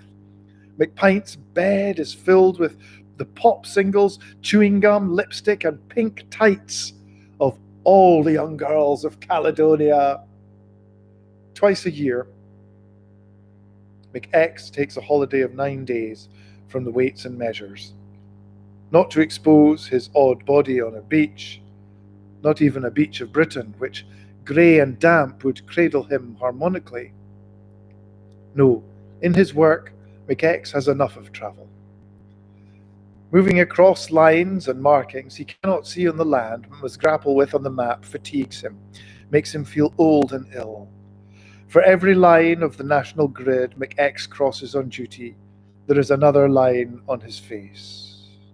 He counts both grid lines and crow's feet before each holiday, gauger to the last. No, the holiday McX takes is a holiday to the interior. First, he lays in supplies: coffee, tea, cream crackers, whiskey, cigarettes, biscuits, fly swatter, boran, a rabbit from Campbell the butcher, hung several weeks from a metal hook through its legs, and a number of newspapers and magazines. Once inside his house on holiday, McX stuffs blankets into every crevice. He draws all blinds and curtains. The arrangement of his chair and reading lamp is a precise and secret affair. Then, for 9 days, McX sits in his chair, looks at the periodicals, eats biscuits, smokes, beats the baran, sings and drinks hot drinks. But stay, there is tremendous variety in his holiday. Sitting naked in his shroud of smoke and cracker crumbs, he travels the earth and has many adventures. He climbs mountains, cycles, conducts noted orchestras, addresses parliaments. He does lie on beaches, the National Geographic beach and the unreally white sands of travel brochures, portions of dictatorship set aside for the spendings of white people. His reading lamp is the sun and the moon. The smoke of his cigarette is morning mist. The pile of biscuit wrappers and fag cellophane a rustling forest floor. The Scots are great folk for the travelling, oh aye. But travel, smoking and crackers are not the epitome of McX's holiday. It is to dream. Imagine new chapters in an encyclopedic edifice of a Scotland that has been in him for years. McX has nothing. Oh, he has two mannerisms, a jest and an attitude. He functions all right, he walks, he talks, but really he is just a thermal mass which requires a job and breakfast. McX has no country, its sovereignty debased several hundred years ago. Corporations and the government have taken the place of press gangs and dukes. Scotland votes Labour and McX with her. But the tiny bugs under the kitchen sink, do you care what their politics are? As long as the English are happy with their greedy, sloppy brand of American life, they can rule Scotland without lifting a finger. McX has no culture.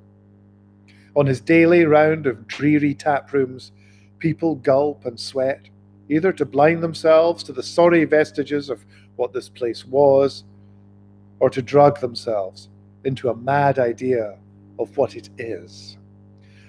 Scotland's history is washing her sheets, pressing them, and lying down in bed. As despair grows, the sheets are washed ever furiouser.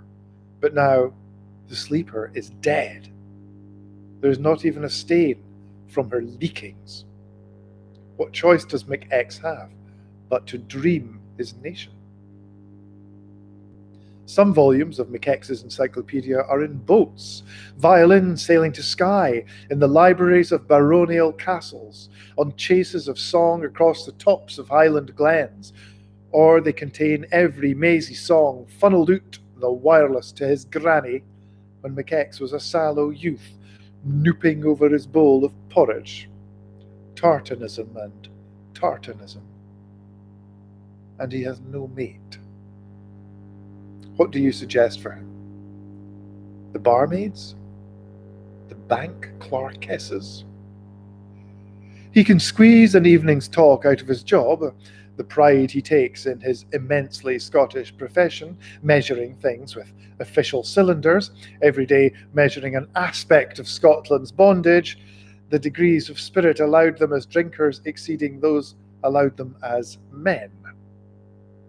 Sometimes on holiday, McX will get out his collection of ladies' handwriting, notations of his balance from Morag at the bank, paid, written in an attractive hand on the gas bill, several sweetly complaining letters stolen from the office.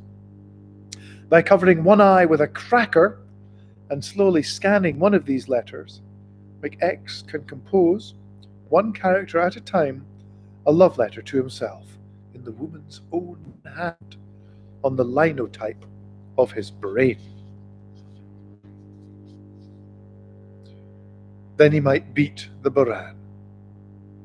But within his great and traditional unrealism, McX is in very real love.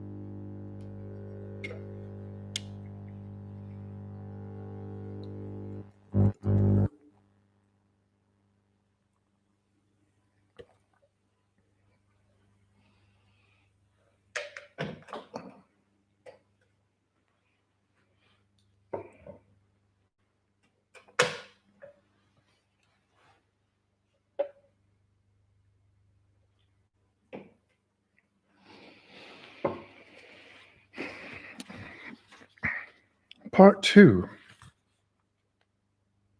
Highland Woman.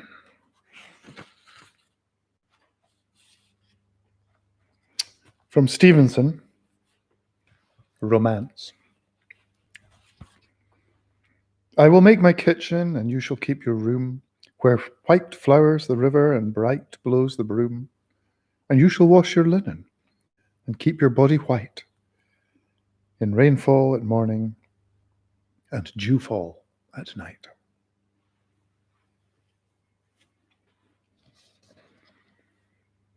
Arises from a nightmare bed, asleep, awake, in the small station hotel of smells, arises from an unholy confluence of several of the waters of life, flowers that bleed, and a brutal patricide.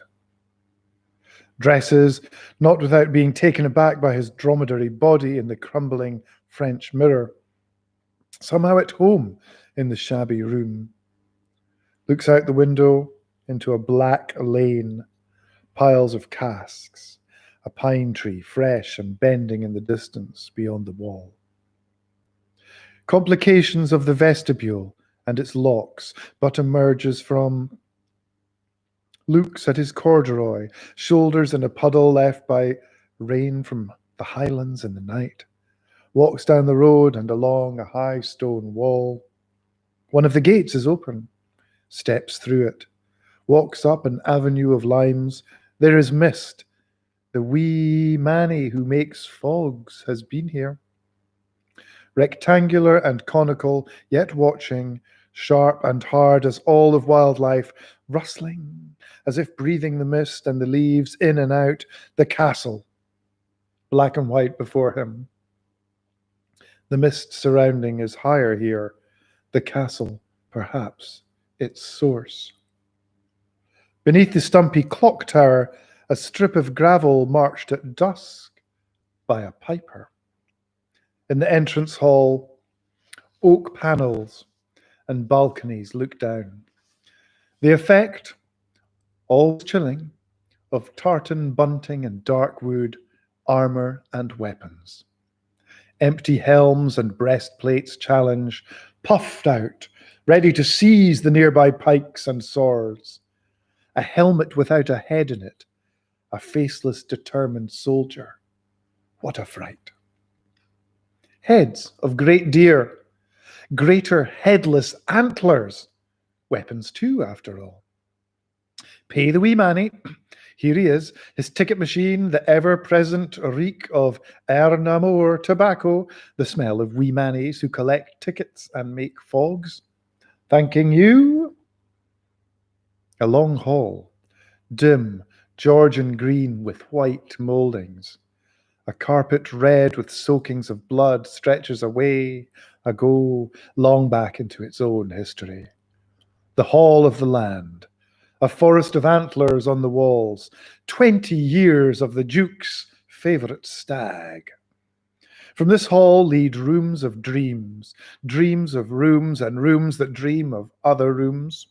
Portraits on the great stair, successors to the house, some painted unabashed to show, others to hide the hereditary defect, a wall eye, dreaded by the commonalty. A lurid light extinguished only when the 9th Duke married a Sassenach. Oh, drastic step. Lace collars and India ink backgrounds of a varnished, vanished life. Men in suits, suits of armor, suits of velvet, suits of tartan, suits of hide. Oh, fellows, why do we always hide in suits? To make more businesslike the business of killing. The family stare down the painter. You, me, him, stare down the nose. The poverty, the wars and mists and trees, stare down armies of English and armies of tourists, stare aristocratically down the bloodied Georgian Hall, stare as people no longer stare. Anymore, no one has the bollocks. Goes up a turret stair. Halfway up, sees a low door set in the curving wall. the glass curtained? What is behind this door that stinks of secrecy? What is behind this door? Things too terrible for the tour. This perhaps the door to nightmare, to McPintish, though more ducal tendency. The secret fears of all Scotland. Behind this door breathes the knowledge that destiny gnashing its teeth in a London killing jar. In this room, the women of Scotland wail and walk in a circle of mistreatment, cooking and step scrubbing. The fog maker in a corner boiling his hot plate. This wee door may open into a tremendous hall where perished children and brave souls embalmed in alcohol are arranged in glass cases, cared for by the scrubbing, polishing female ghosts. Little death's head at the door with a ticket machine. Thanking you. Does the curtain of the intriguing door lift as McX passes it? The curtain twitching ghosts of 1,000 ruined villages. Away, and polish your already gleaming tiles as you did in life. A curious room at the top of the turret. Its view of the glen through a narrow 8-paned window, the steep slope of trees, dark green walls, a bed covered with a tartan blanket set near a tiny coal only a few steps away. The meagerness, the past of this room's furnishings make it small indeed. Its sphere of light is low. It is not of the castle, but of the glens and hills and cottages out with. McX paints this room with the sunlight of late autumn, bleeding orange through the window, down on the deep green and blue and oak of the tartan and the bed. This is the room of his life with Siobhan. Life like the sum of wood, faded cloth and autumn light. Just like her, the softness of the small fire, the view of the coloured hill, all in this room are as they are in her, as they are in the stoop-shouldered mind of McX, who is not insensible to beauty, especially where he may smoke as much as he likes. Cigarettes are free in his dreams and available on every corner there. And here is Siobhan. She carefully tends the fire. They eat at the scarred table. Domesticity is upon them, a bulwark against the coming winter. It is night. Moonlight blasts through the window. McX warms between the lushness of Siobhan and the fire. Her eyes and chestnut hair glimmer in the confusion of lights. For the first time in his life, desire bids McX shed his corduroy coat, and he is warm without it. Warm. All his skeleton, organs, skin. Warm. Warmth is the precious drug of Scotland. He plummets, miles down into the counterpane, shuts his eyes, blissfully composes himself, systematically to dream her completeness, ignoring her reality. This night, they will spend a year in bed. There is no desire like that to impregnate or be impregnated. If you two could take your hearts out, still beating, and fondly rub them together, watch him romp on the bed, that would make screwing look pretty pedestrian. Despite the inadequacies and bafflements of their desire, this is love. They want to make a thing to love. But all around Siobhan's bed, the blanket, the loved coal fire, the autumn light McX painted on the face of the Ben aglow fade away. McX's dromedary form moves in sleep next to her. Siobhan is surrounded by ghosts. Of Brownius and of Bulgilius full is her bed. Siobhan's days are mystifying. She seems to struggle through them, that she may have time to properly dread the night. The interstices of her life are filled with ghosts, blue flames thin above the coal.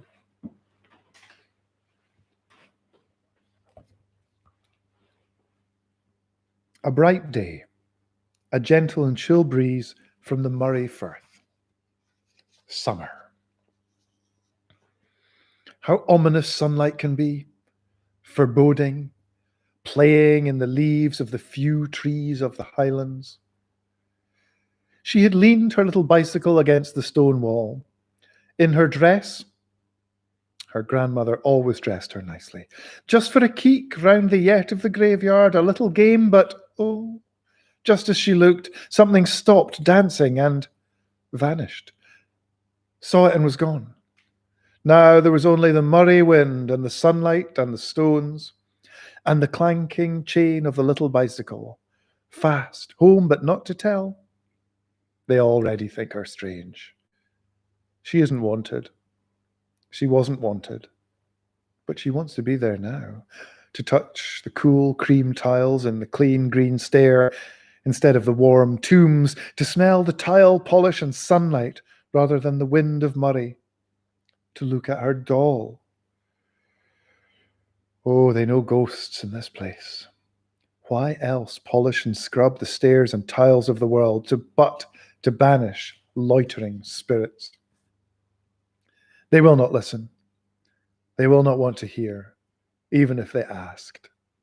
Just as she does not want to hear the daily anger of her grandmother's footsteps, as she does not want to hear her grandfather knock drunkenly down his midnight table of bottle and patience, as she did not want to hear him stumble to his wife's room in a pathos of age, demand to have her, as she does not want to hear the breeze that follows just behind her, always, the wind from the firth which blew through the clothes of that which stopped dancing and stopped being as soon as she, but does hear and watches and grows slowly in an igneous world gone grey with history, still tucked with the lack, torpor, and stupefaction of war. Here, aeroplanes flew daily off to Germany, flew through the air of Murray, flew through ghosts, and brought back more. Aeroplanes then, forgotten as Scotland turned back to the factory, the sweetie shop, and the pub, the grey and distant television. Of Archie and Jean, her parents, not to dispose of them any more quickly than Hitler did with a bomb on the Empire Cinema, Glasgow.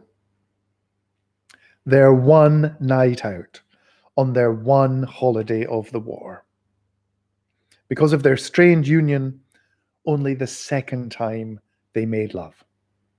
The first time, they made Siobhan. And Jean said that was enough and went back to smoothing her skirt full time.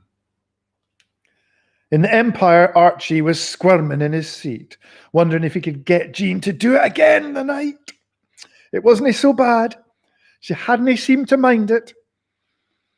And it was wicked fun. She had carefully placed her black dress over the worn armchair. Archie felt he was having an affair. Fun, like his brother Roy, the salesman. Jean's one good black dress on the chair. Light and noise from Socky Hall Street. She left her stockings on. Her only stockings. But it wasn't for him. She merely wanted out of bed and dressed as soon as she was done. A damp feeling came over Archie, a heavy idea that being in bed and marriage oughtn't to feel like sin.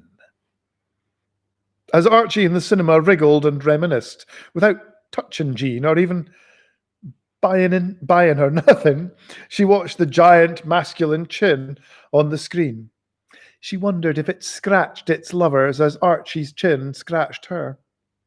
Whether they liked it, whether the owner of the chin had ruined their stockings, whether they had any, whether the chin went with girls at all.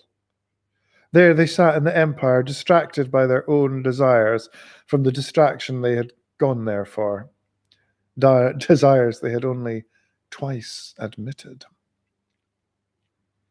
On the screen, quite another Scotland was being built for them, and brought a wee tear to the eyes of many. Every man and woman in the empire was a Scot, and knew their land. Yet the drambuie dripping collation served them on the screen, which they all knew never was, made them howl with sentiment. They bellowed. This was cynical torture. Shades of the wireless, they blundered into the aisles, and fights began. It is the Scotsman's daily work to make Scotland in his mind. Then see what the next chaps come up with. It must be made fresh every day. Baker, confectioner, butcher. Isn't this what McX is doing, lying next to Siobhan? They couldn't put up with the store-bought Scotland being ladled all over them in the Empire.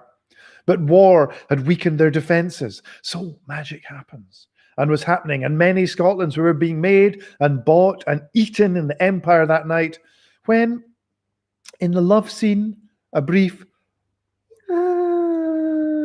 was heard, and bombs your uncle.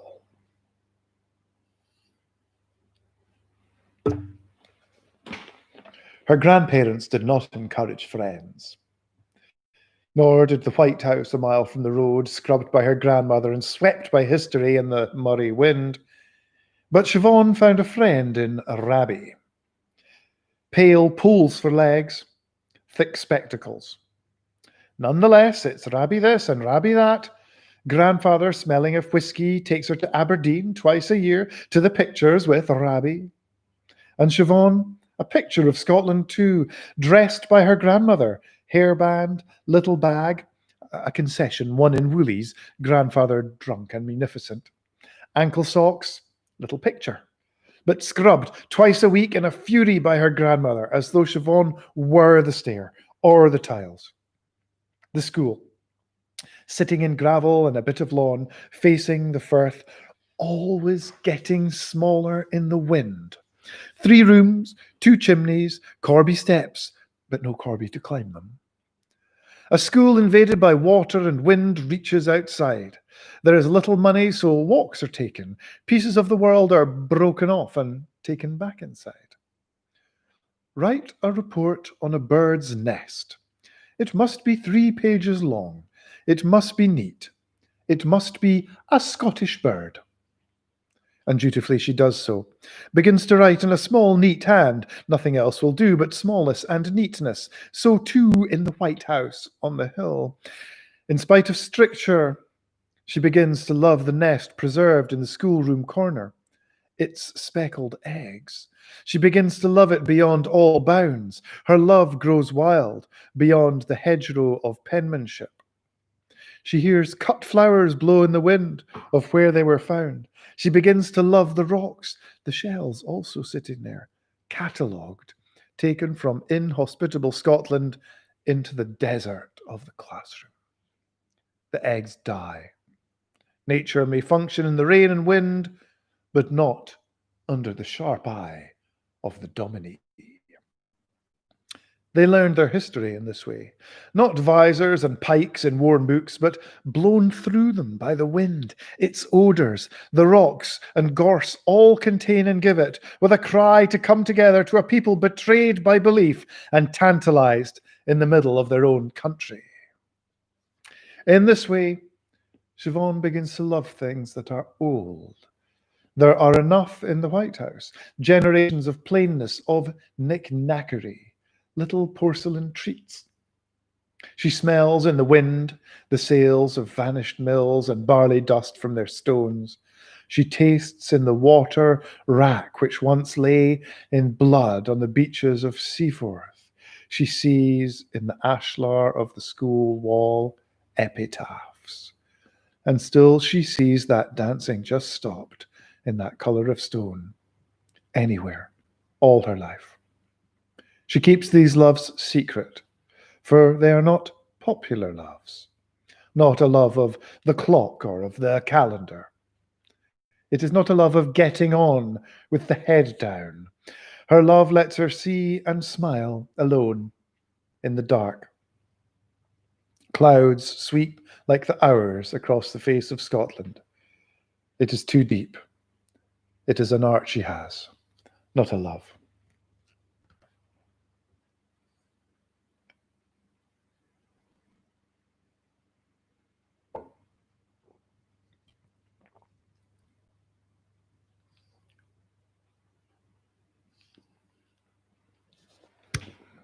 She spends a lot of time being dutiful, folding her clothes, her grandfather's shirts, just sitting, the duty of looking at rain, the duty of heavy food. She spent hours in the toe of her grandmother, in kitchens, country women of different ages, but all growing old, growing together at the same rate, like a grove of laburnum, whose flowers droop as the weight of petticoat, skirt, pinny, and apron on Highland hips. In kitchens, the lighthouse paraffin lanterns, the coal fires glinted on shiny black pinafores, highly polished tiles, dark eyes creased with the amusement of gossip, though gossip of an oddly moral character. What a strange community which, even in the cocoons of kitchens, cannot bring some things to be said. Crockery jars, stags' heads in cool halls, leading away from the kitchens, dead things hanging, the pinnies, the pantries, the afternoon dainties. All were listening, disapproving judges. Some of these gatherings were in the kitchens of great houses where her grandmother's friends worked. Others in their own, but always the same greets and glimmers. An idea glowered in these lights, an idea that women are and hold the true power of the world, an idea always lurking on the kitchen stair of the Celtic mind. But the men of Scotland forged a weapon with which to best this power that they feared: silence. In Scotland, silence is lord, superior to the most heartfelt rage, however eloquent. To meet the most craven injustice with silence is to win. Women in kitchens drinking tea, listening to silence surrounding them. In the face of the silence of men, what is there to do but maintain? Wash the window, the steps, the clothing, the fireplace, scrub down to the white bone of the world, and see if silence reigns there. Silence will look mean to God if it is scoured. Here in the kitchen groves, the laburnum women become ghosts, flitting in and out of their lot in life. Here sat Siobhan, a good little girl, skirt starched, socks white, little bag. Children take the strangest things into their heads, don't they? Oh, yes, I can. Her hands washed. But love raged inside her for the things she saw around her: pinnies, stags' heads, jars, winds. A love she could not express without sweeping away everyone before her, all their fear and gossip and bockles. Siobhan grew a passion for her land, a passion equal to it. Scotland's best gift to her people, truly her only gift. Roll and tumble of tartan bedding. Is it you, mumbles McX? Who likes my eyes in the morning, thinks they shine fawn-like? He must be asleep. In pajama bottoms, he drifts into the house, a bar to be inspected. He floats among giant bottles and quiet conversation, sunlight falling through large half-frosted windows. The fruit machine chunks sullenly under attack. All in order. McEck floats up near the ceiling. Talk of football rising with the fag reek to buoy him. It's pleasant up here. The street door opens and a seal enters, wearing an anorak. The barman sternly puts his hands on the bar. Now, sir. I am a man upon the land. I am a silky in the sea. What is it you want? Pint of special. No, oot. We don't need you silkies in here with all your doomed predictions and child snatching. Away out. No trouble now. All right for you, Jimmy, snarls the silky. He waddles out into the sunlight. Up in the sky, someone is playing a clarsach. The touch of Siobhan. McX comes half awake. They make love. McX hears the clarsach. Siobhan is without child. She breathes softly and returns to sleep. Far out in her Highland parish, every body was in some state of decomposition. The quick and the dead. In the rain and the granite living flesh was grey and hardly warmer than death. The particular look of a small stone house which has a corpse in it. Something invisible shuts over its dark, clean windows. Something stops dancing. Siobhan was taken in to kiss the old woman lying for a week in that time-refrigerated place. For luck. The silence in that room, from the other room. Siobhan was led in. She wasn't afraid. There she was, lying in bed, as she did for months before she died. So, kiss, with the naturalness of childhood and the naturalness of death.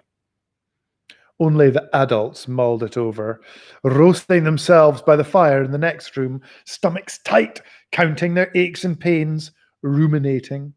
They know very well. Outside the bright hill, column of smoke, dark moving cloud. Red and stupid eyes of the puff-faced undertakers from Inverness. Their humped hearse, polished, imposing like a bourgeois Edinburgh villa on wheels, lacking only a little hexagonal stone chimney smoking on top. They looked overcome with grief, bags under their eyes from staying up all night with the body, gnashing their teeth and wailing, their black clothes dirty from throwing themselves down at gravesides, tearing up the sod, their voices hoarse from making a high noise. They look as though they have been crying their eyes out.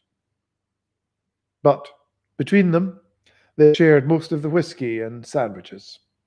Siobhan wakes and looks at McX, whose shoulders heave, longing for their quotidian covering of corduroy.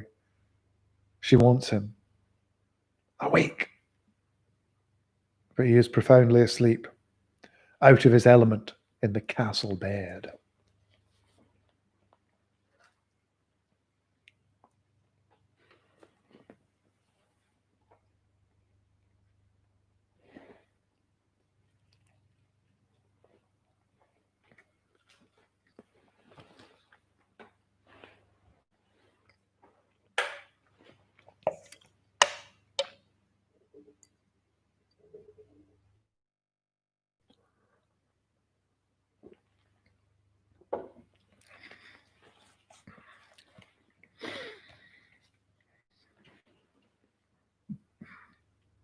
Of the precision of Siobhan's desire, this love of things, which was, unknown to her, an art, might have been seen in her, might it not?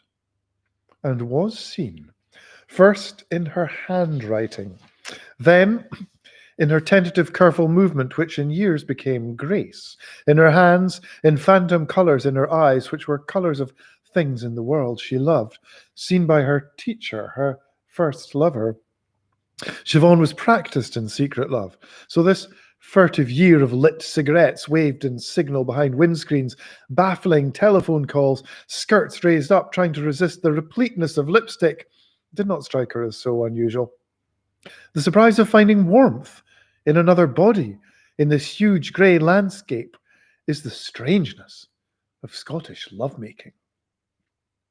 Her grandmother keeked inquisitively at her once or twice. Grandfather suspected nothing. She was still a good girl. Oh, especially when arched over a pillow, her hair entwined with her lover's. It would never have occurred to her to make love in the White House, which sat and smoked and stared as before. That would have been obscene. If her grandmother and grandfather knew nothing, it was harder to conceal her flush from the green tiles, from the pinafore on its nail, from the army of jars in the kitchens she still visited, from the stags' heads, the owls, and the great trees of the estates. These only would issue the judgments she feared, for they, not her grandparents, were her guardians. She had, and used from her childhood, a surprising hardness to protect her loves. She would have felt little shame at the discovery of her lovemaking by the wifeys, the dominies, the other children, but for the stream, the moving clouds of Murray to find out, or for those dancers in the graveyard to see, would have undone her. For these reasons, she never made love out of doors, no matter if she often wanted her lover very much if they walked, hands with lacquered nails joined, on the edge of the village or through the laburnum grove. Strange to think that in those days, 100 miles across the Grampians, a younger, though not much else different, McPint was already furiously peddling the circus bicycle of the schoolgirl obsession. Why? He hated school, and it hated him. McPint imagined teachers had access to all the young flesh of Christendom. He could picture it thanks to pornography, necktie spanking, badge sucking. McPint could never imagine one person drawn to caress another by penmanship or eyes or a way of touching the calendar. He could only think of thighs, flashbulb mascara, knickers. So did love exist, tossed like everything else in the dropleted winds of Murray. And into Siobhan, with this love on the wind, also came resignation. She did not get this requisite of life in her land the way others did, watching their fathers grind their teeth on their toolboxes, or watching their mothers watch their fathers do this. Resignation came to her like mist, in bed, on the tongue and in the eyes of her lover. Things are not like this, never were, will not be. Resignation clicked, columnar, double entry over her eyes, like a visor when she was not on the hills or in the great house kitchens or in bed with her lover. A visor alone is not protection, but using it, she saw her way through classwork, examinations, folding her grandfather's shirts, straightening her prefect's uniform, with which she kept the others away, apart. The hardness of eyeliner, the columnar regimentation of stilettos. The time came to leave. Without seeing the art she had in her, she said she wanted to learn some art or other. The simple speaking of the word art brought a terrible storm across the face and toolbox of her grandfather, all his ancestors, all their buried toolboxes. Deafeningly, he set his jaw and marched around the house in circles, days on end. No more was said. Her grandmother wept, soaking all the lavender handkerchiefs of the region. They bent Siobhan. They broke her. Or rather, they changed her visor. They made for her a new armor of nurse, of teacher. They put her fine, pale skin and her Highland eyes that missed nothing and her beautiful brain into a suit of armor out of the tired school books. Life is a battle. Life is a fight to the finish with the Lords, the banks, with England, with the Scottish departments, and pushed her off the cliff of small mines into the pre-professional sea. Something to do until you marry.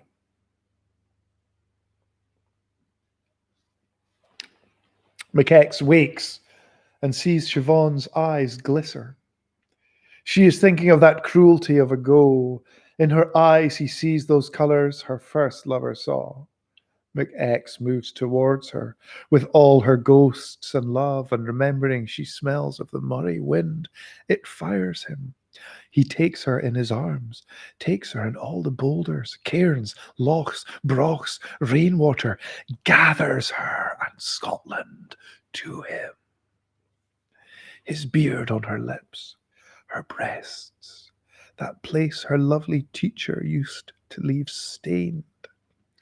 Outside the tartan room, down the stairs, the ancestors' wall eyes persist. McX's dromedary shape gives him ease of embrace. He is naturally curved for the impartation of whispered endearments. That is good. More. Just let me. Now, my country. The politic of their lovemaking. He desires her, all her history. McX makes love to the tartan rug, the coal fire, to Ben aglow outside. Siobhan makes use of the moment's biology. She has been dreaming of her old lover and of Murray. Here is McX. Surely he carries a seed of some sort. This is what she will have, if she can. A violence of fighting, thrusts of helmets from old books. But in the end, McX must relinquish. He must come away from lovemaking, as all men must, empty-handed, small-helmed. Women may come away with something else. Siobhan is happy. McX has lifted and carried her over the past pleasures of the Murray Hills. He has won that little battle of the male against everything. But his tiny, beetling army has not reached her. In Edinburgh, the castle sits, still shut on its rock. McX looks at the ceiling in the dim firelight. Siobhan will not, cannot sleep in his arms. Along the roof beams shuffle moody bears of paint.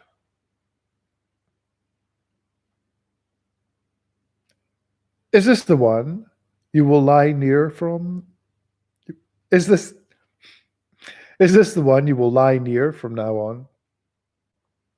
Siobhan looks at the depressed crescent of McX under the bedclothes. A high, tiny sound when he breathes out. Is this the one? Are you with me or are you no? I'm here. That is not the same thing. Contact, commitment, concupiscence, difficult. For the men are hard ones, oh aye, but harder than the hardness of a little black dress and pearls and eyeliner, cocktails calculated to make her interesting and an imaginary man interested. Hard, harder. How explain the heady romance of dourness? While McX drifts, partly clad through history, mountains, saloon bars, Siobhan floats along a wet, twisted, dirty alleyway behind the office of the registrar. Convenient near the back door of the undertaker, it's frosted glass. She slips into the quiet lounge of a hotel of gentility, an immaculate carpet of slumber-making, boke green, long case clock. Little black dress, she thinks. Little black dress. To pay them back, to get some kind of power, but which this beautiful and powerful Highland woman already has, doesn't he need? But her dreams of a little black power to wear a classic little dress, beyond subverting the safeness of her armour, cross her legs in just the way and seduce some salesman's silly suit for no reason at all. Watch him play out his company car performing dog act. Hello there. Seduction learned and stored away when sophistication was an imported graphic. Record covers seen at Rabbi's. In modern rooms, draped women smiled at men over dully grinning pianos, pillows of purple and gold, little black pianos, blonde wood, paintings by the tomb robbers of Kandinsky. seduction in stereo, squelch of satin on brocade sofa.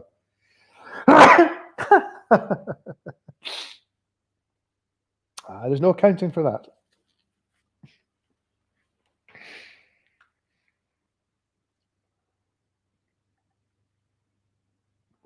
Thanking you. Squelch of satin on brocade sofa. Twilight cityscape. Old-fashioned embrace.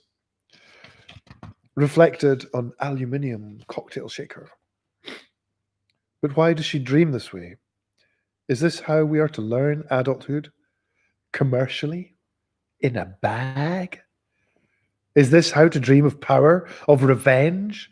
Dreams of seeing your lovers and other enemies bitterly panting, naked, beating the Baran? Siobhan has her loves and her old love of loves. She observed the country of men and women through her softest and most secret socialist eyes. Women sell themselves on the street, in love, at the altar, in the kitchen, on record covers, and in little black dresses. Having kept herself apart from this in her secret loves, she dreams to come outside herself, to revile what others made her do, dreams of little black dresses, to pay them back. When Siobhan makes love with McX, she places her hand between them, turns her head away. Or there is a breath there, although he may not see. She will not wholly be with him, because that is to give away all her loves. That is to sell. The little black dream dress keeps her out of the world. She need not take from any man the things they offer, freely and selfishly, dripping with that iridescent glue. They wake, and Siobhan tells this, that everyone is for sale. McX breathes with difficulty. I must get back to my pipe. Her argument shocks him. He feels ill. The beauty of her simplicity fills him with love, but he is sad, up against the ugly barrier of her words. Because she will not be sold. He can never have her, and yet that is why he truly loves her. McX is mortified. But isn't he a silly man? Do you think McPint the monster would be surprised by Siobhan's argument? Do you think Totemic Smith, the painter, would find it wrong? Siobhan does float through her dream of seduction as a figurine in a Totemic Smith. Siobhan and McX make love again. Still, she is without child. The world is roughly slept in and violently painted.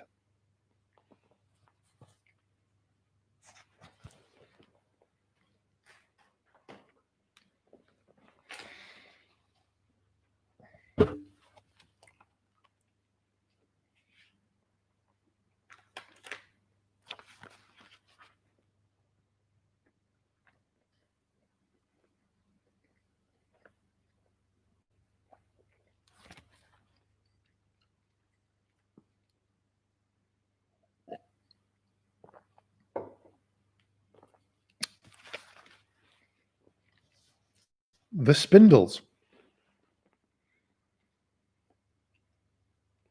McX sleeps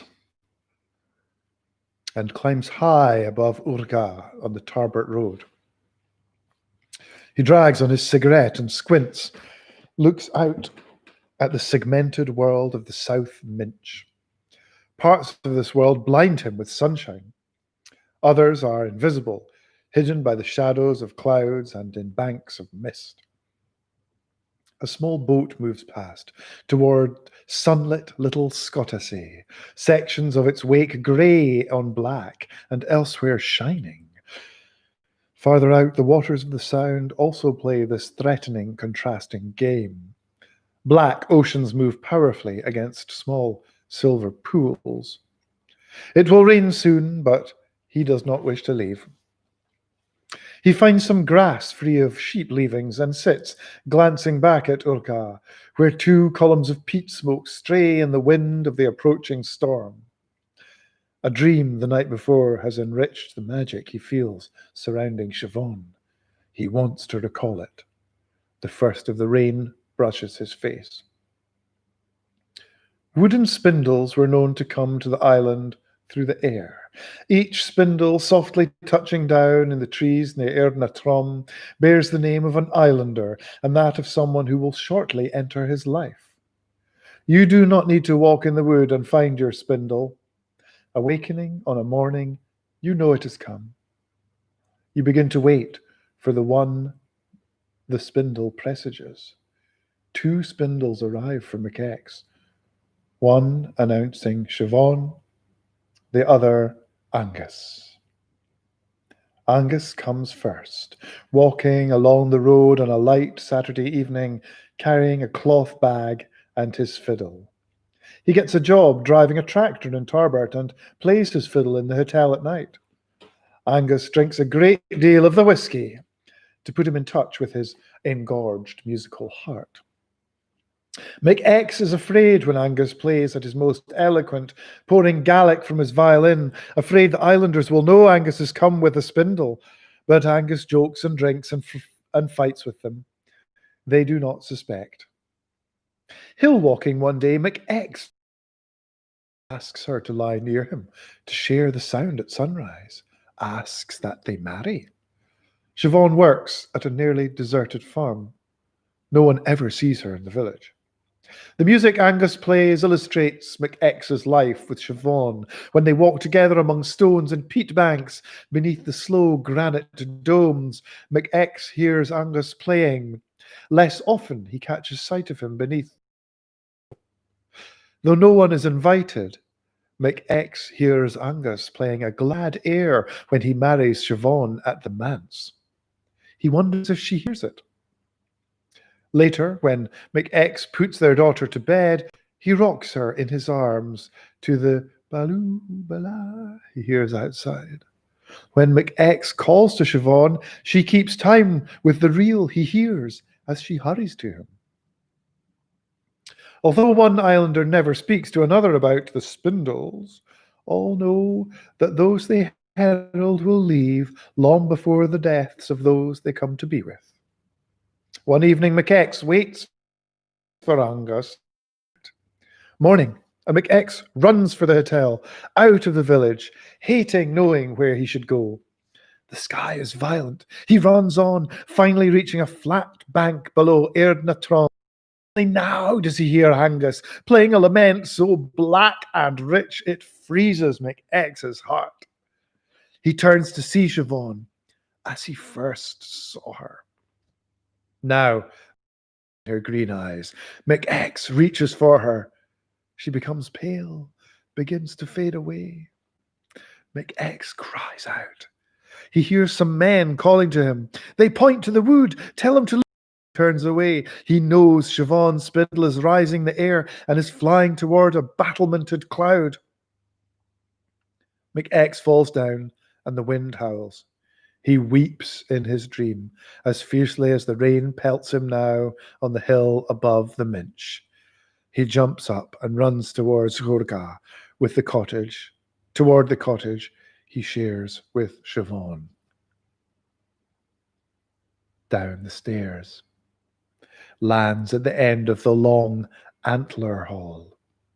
Room 17, Natural History Museum. Here the visitor will find displays and dioramas of wildlife on the estate.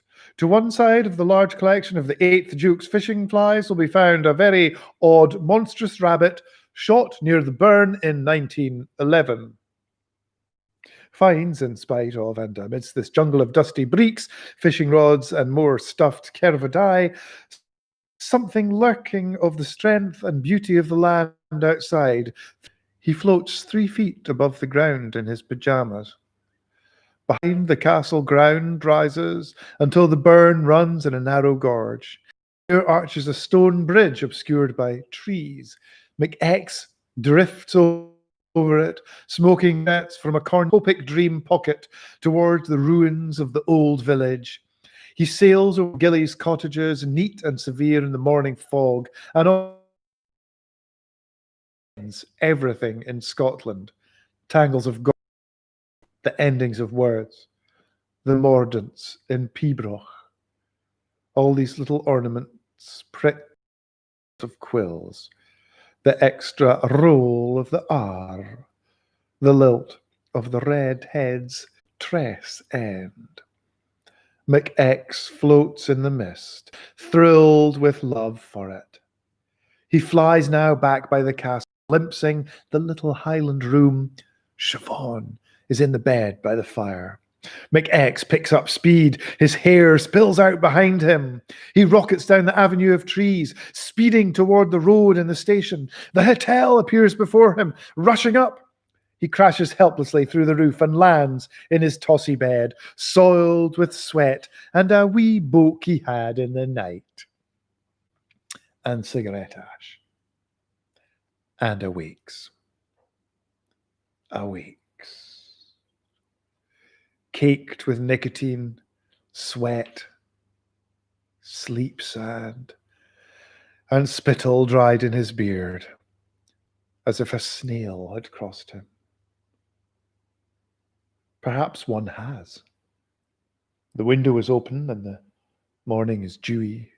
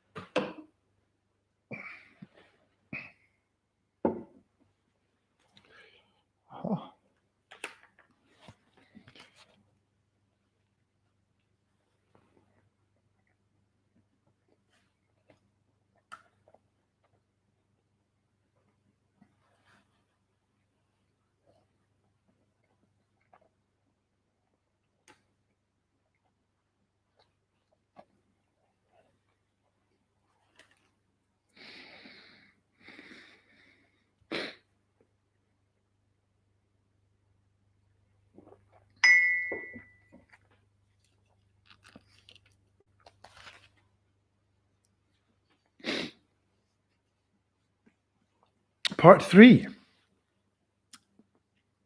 Feudal gestures.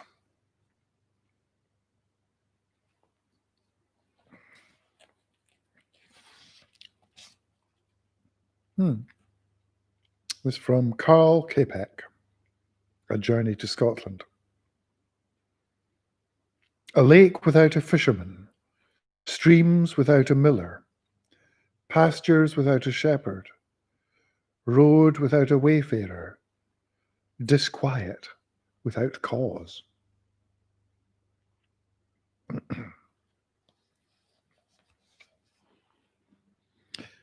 But the reality of it was, as reality often is, sad and different.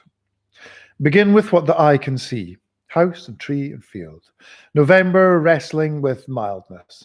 A small group of old stone outbuildings and a byre. A ewe has wandered behind the rusted iron yet, and now, like a fly of autumn, cannot figure how to get out. But unlike a fly, she only stands and stares, instead of hurling her all at that which cannot give useful map of the estate. The two small chimneys of a stone cottage smoke in the wind. On the doorstep is a large seashell. At the back door, a woodpile. The cigarette of McX slowly smokes inside the cottage. Here, waking, he now lives with Siobhan. The pink inside of the seashell seems still alive, filled with dew in the morning sun. It may be. Late the home of some middling gastropod, how appropriate that it sits on McX's sill. McX lives in this house like a nautilus. He moves slowly through its rooms, never wanting to go back into one once left. He is observed with amusement by Siobhan. He professes his love for her. She accepts his caresses, strokes his shoulders, which stoop horizontally in bed. McX struggles with the woodpile. In sun coming low across the fields, making the stone walls of the cottage glow, he applies himself with cigarette and dull hatchet to diminishing the tangle of branches, sticks, purloined planks, and crate ends. Siobhan is always storing up. Here is the cottage, here the seashell, here enough wood being hacked up by McX to build another house. Think of the homeless. The woodpile fills the spiritual horizon of McX. It swells with humidity, frustration, the forlorn and infinite sense of duty. McX and Siobhan attend their fire like an eternal lamp. McX thinks of this as their love. Siobhan puts no name on it. They pay more attention to the fire than to each other. If they should go to town at night and return to find the fire out, they are desolate. They quarrel. They go to their cold bed and do not make love, if there is no fire. Siobhan has made the fireplace an altar. She has developed a rite, a mass for it, scrubbing it, wiping it, brushing it. She approaches slowly, bits of firelight in her hand like a wafer. The ash pail swings in her other hand, a censer. The mantle white as snow, crowned with 2 candlesticks of laburnum wood and the monstrance of her granny's ancient biscuit. McX tried to straighten his back, thinking the soul might live there the day.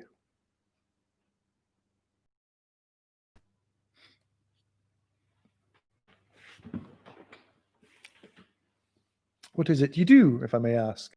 Weights and measures. You're a gauger. Aye.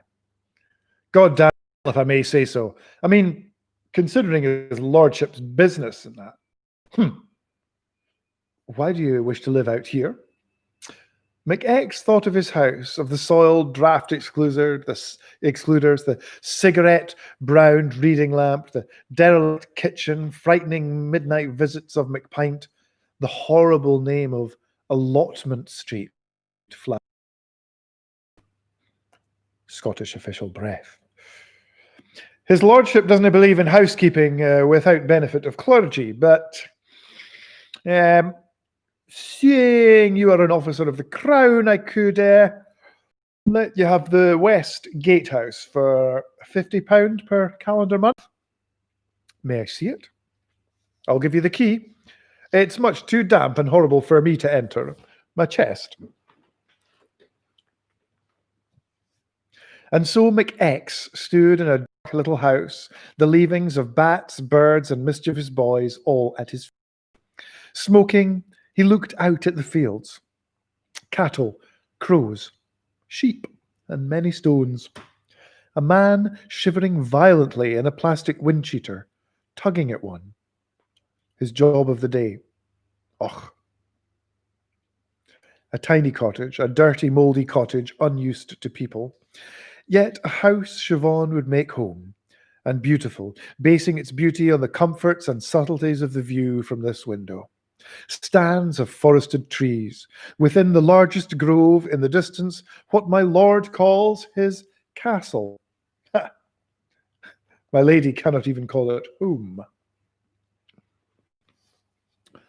The day on which McX proposed this arrangement to Siobhan, he went into town. His dromedary coat was brushed, his collar, for once, near symmetry. All in our town suffer from cholera, a disorganizing fever which points the ends of cheap collars this way and that. He stood in the open door of the Auld Licht, a cold pint of lager in the one hand and a fresh, gently smoking cigarette in the other. He squinted. His mannerism. At 6:30 he came out and began slowly to wander up the street, pausing at the organ shop window. The Campbells are coming. Ta-ra, ta-ra. He glanced at the upper shelf in Smiley's. But McX is not one for the magazines of men, their stink and thumb essences of McPint. But systematically dawdling, tara, tara, he gradually arrived in front of the only open door in the street, that of the Bengal Tandoor Mahal, where Siobhan, wearing a neat tweed jacket and a flowered skirt, was waiting. Balaji Prasad was happy to see them. He was happy to see anyone on a weekday night.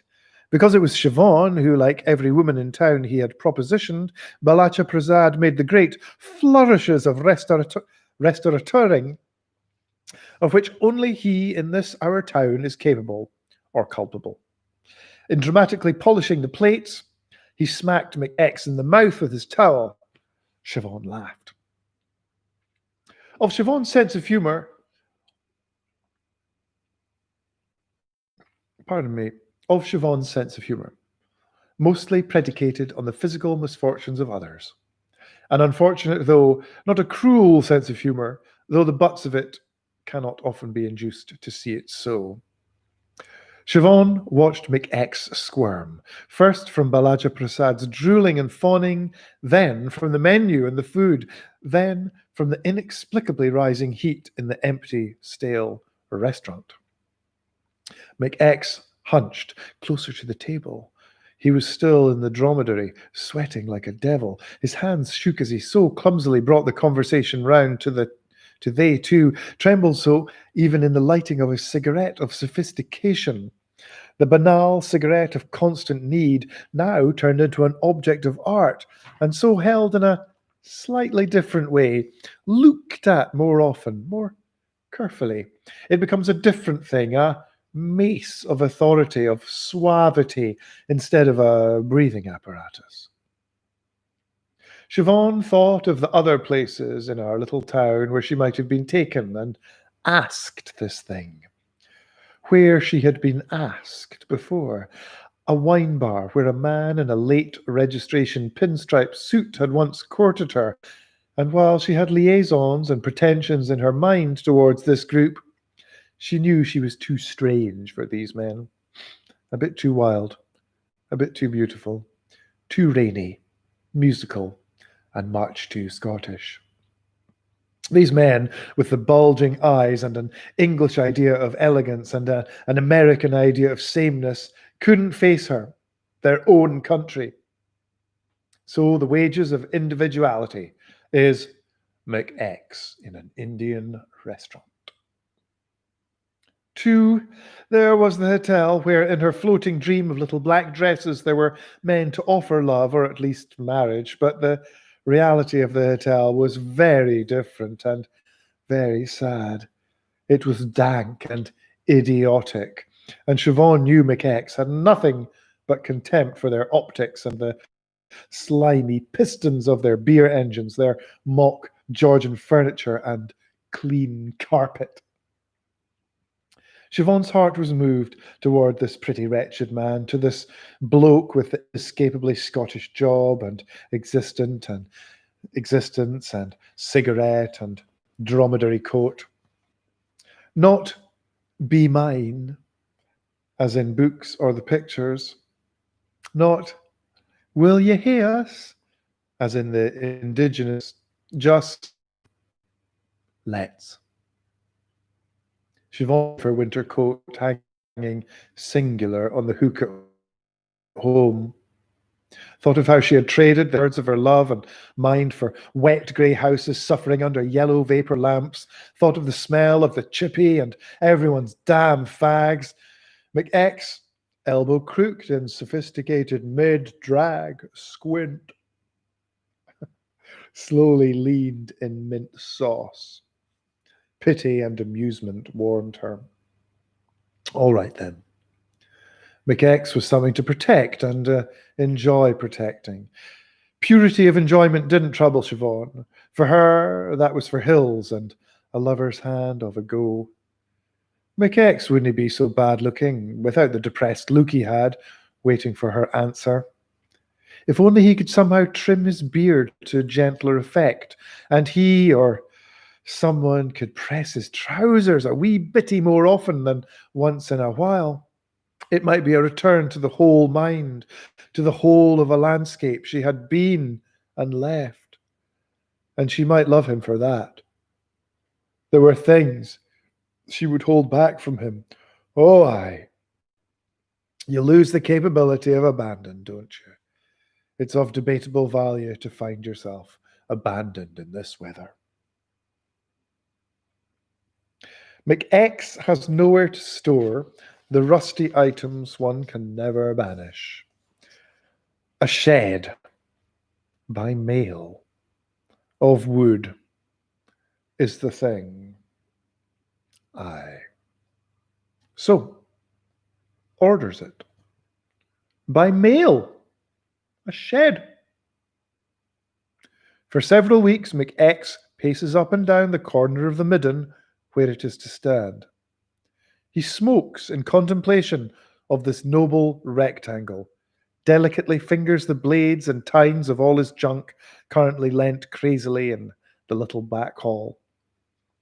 Arrival of collapsed shed. Uncomfortable assembly of it by McX. Siobhan watches with amusement, his fingers cold and dry in the November air, tweaked by the rough edges of badly machined flanges and nuts. The pathos of watching a man working hard at something in the wrong clothes, stiffly bending, the wrong shoes, bad little tools that fit in nothing, and all the while trying to smoke. One twist of the spanner and the smoke drifts up into his eyes, and he must stop to paw them. McX stands with his legs prideful apart in the shed, now complete. He brings a chair in and briefly considers it as a living space. The smell of new boards exerts its age-old hypnotism on the male. From the kitchen, Siobhan sees him as she used to see her grandfather retreat into his greenhouse and pauses at her washing, slightly sad.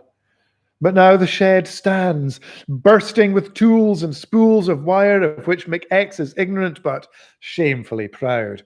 Another little link with technology, system, masculinity. But how strongly is it bolted together? McX only has the weak arms of the cigarette smoker. A week later, a strange noise at the front door. McX has been dreaming under the reading lamp and shuffles there in dromedary dressing gown. Upon the doorstep is my lord. What a fright to see. In the early winter sun, his lordship is an ancient pink and flushed individual, his nostrils wet and dilated, horse's nostrils. Behind him steams his car, as though a madman has parked. It is a surprise to see his lordship outside of it. Proof he can walk still. It is a surprise to McX to see snorting things like these in his front garden. His lordship snorts and breathes in rhythm with the indignance of his machine. Is that shed of your erection? Asks his lordship. Aye, says McX, breathing out a lot of smoke on my lord. Do you not know that all erections must be cleared with the factor? McX's eyelids flutter briefly as he thinks what McPint would say to this. Losh, I'd be up there 20 times a day, man. I'd need a building permit, eh? My factor, that is, says his lordship. What's the matter with it? Says McX. He squints. I find it grossly ramshackle. Another drag on the cigarette. Do you want me to tear it down? Assiduously. You'll owe me £100. Ha! What about my things? Says McX. They'll rust. A fig for rust, offers his lordship. But now the medieval light dies from my lord's face. His lordship's legs are spindly, uriny, shaky inside their tailored twin tweed towers. My lord is tired of the world of men who don't obey him as they used or ought. When he was but a newly a peer, and the whole of his bride was able to distract him from the holes in the walls of his stupid castle, his lordship gave her pleasure in those days. McX sees this, some old solar system sweeping across my lord's dusty rose face of resentment. It is remarkable that a man of his lordship's stature in the business of getting folk drunk should have nothing better to do than stand on McX's unswept, broken slab of a sill and piss himself over a shed. His lordship narrows his eyes and fumbles in his stocking jacket for a wee cahier of the finest doe-skin. "Are you the gauger?" asks his lordship. "Aye," says McX. "God damn you to hell, is what I say," and stalks off, away back to the loyal, huffing motor car. His lordship makes a great show of gear selecting, backing, and revving, points out the window at the shed as he drives off. "You must register, notify, apply." My lord's red face, barking verbs of requirement and statute, disappears down the track towards the big stand of trees. Flutter of gilly caps coming off in the fields. My lord is not of a noble family. He was created a peer for his services to industry. That is, he kept the Yanks as drunk as skunks when they were fools enough to pass a national law against it. The thirst of regret was deep. Of course, theirs turned out only to be a prohibition of decency, but his lordship and his like never complained. They knew all would come right in the end.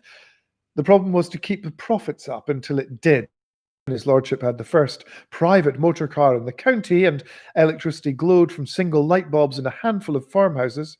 His lordship was able to buy half of this shire from some truly noble old bastard who'd been had by the death duty and done by drink. My lord's drink, if truth be told.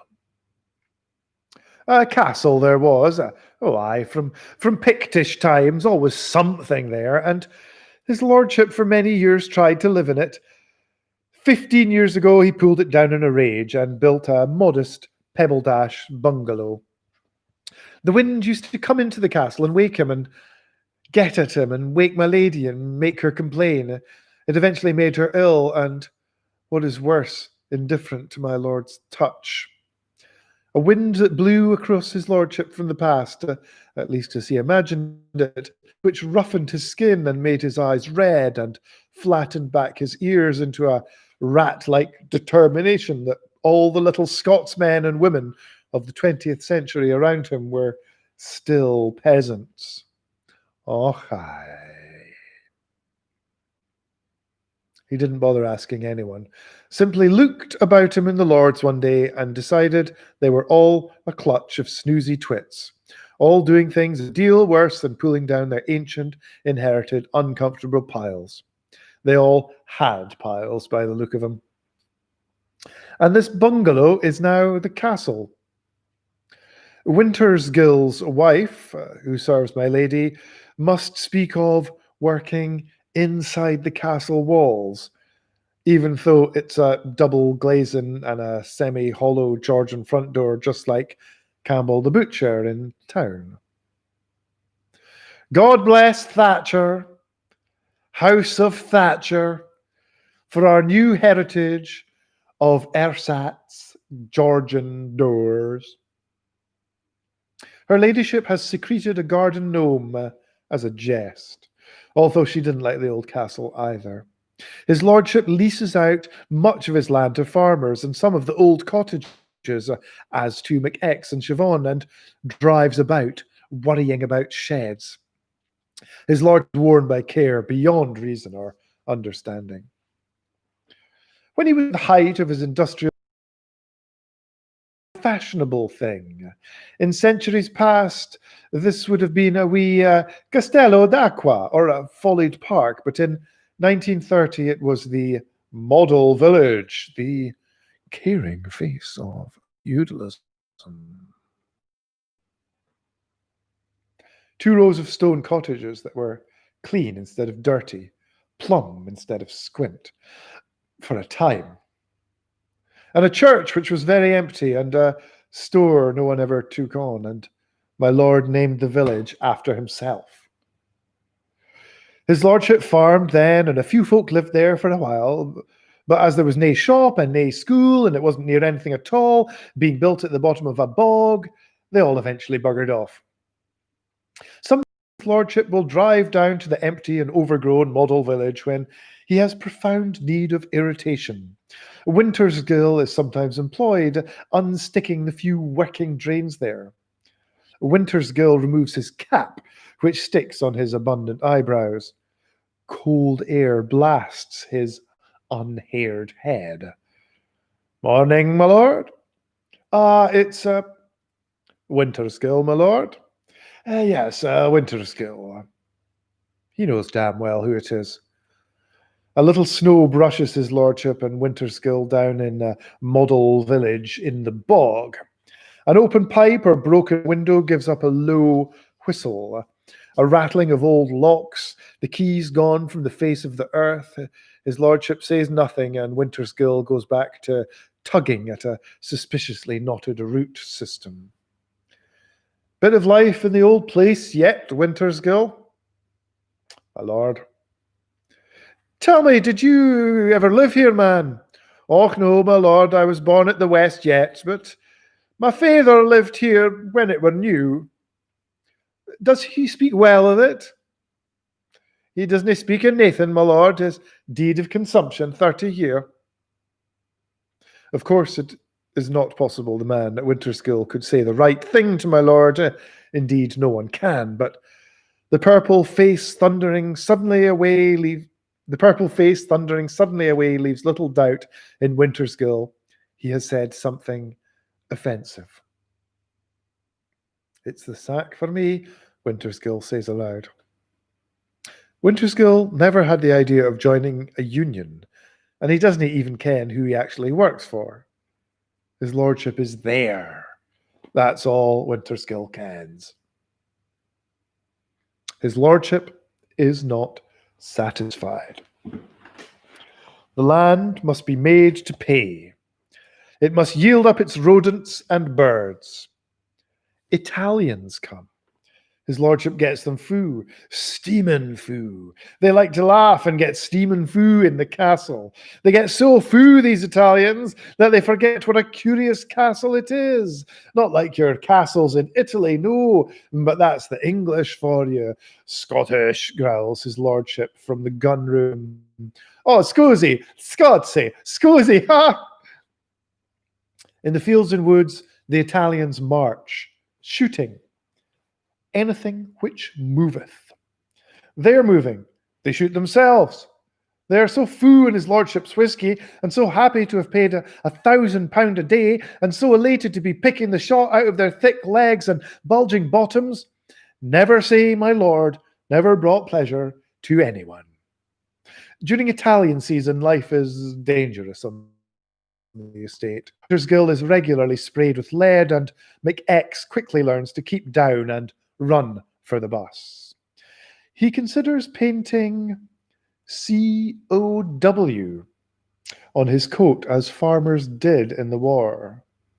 It is war, and all the men and women of his lordship's estate lost long ago. It took McX a time to get the lay of the local tradesmen. In the office, Mackenzie sidled up to him. You're living out in the estate now. Aye. The coal man out there is nae good. Always gives short weight. You'd better keep your eye on him. Measuring whiskey is Mackenzie's religion. The gauging of coal is his hobby. But while McX had become indifferent to the wrath of cheating barmen, he feared the deliverers of coal. They were enormous. So Scottish God was presented with the sight of one of his own men of weight and measure cowering under the bed when the brutish coalmen came. Did you get fair weight? Asked Mackenzie. Oh, aye, said McX, no problem at all. but in the shed it looked a poor 10 hundredweight. Siobhan looked McX up and down in a way that filled him with dread. The cottage into which Siobhan brings artifacts of the world and arranges them pleasingly with smooth, cool touches is as damp as the factor said. McX keeps little paraffin burners alight to take the chill off the chill. The paraffin is brought up the long estate road by a smiling man. McX, taking advantage of the newfound freedom of the countryman, is pissing out of his front door one morning. The kye gather, as they will do, for anything to watch. Out of the corner of his eye, McX sees the smiling paraffin man approaching in his car, and knows that from that distance, all the man can see is McX waving his pintle at a group of can see McX wave pintle at a group of cows. Fine day, says the paraffin man, smiling. McX is filled with lurid ideas. The stories the smiling man will tell in the public house at night. We have no reason to trust smiling people.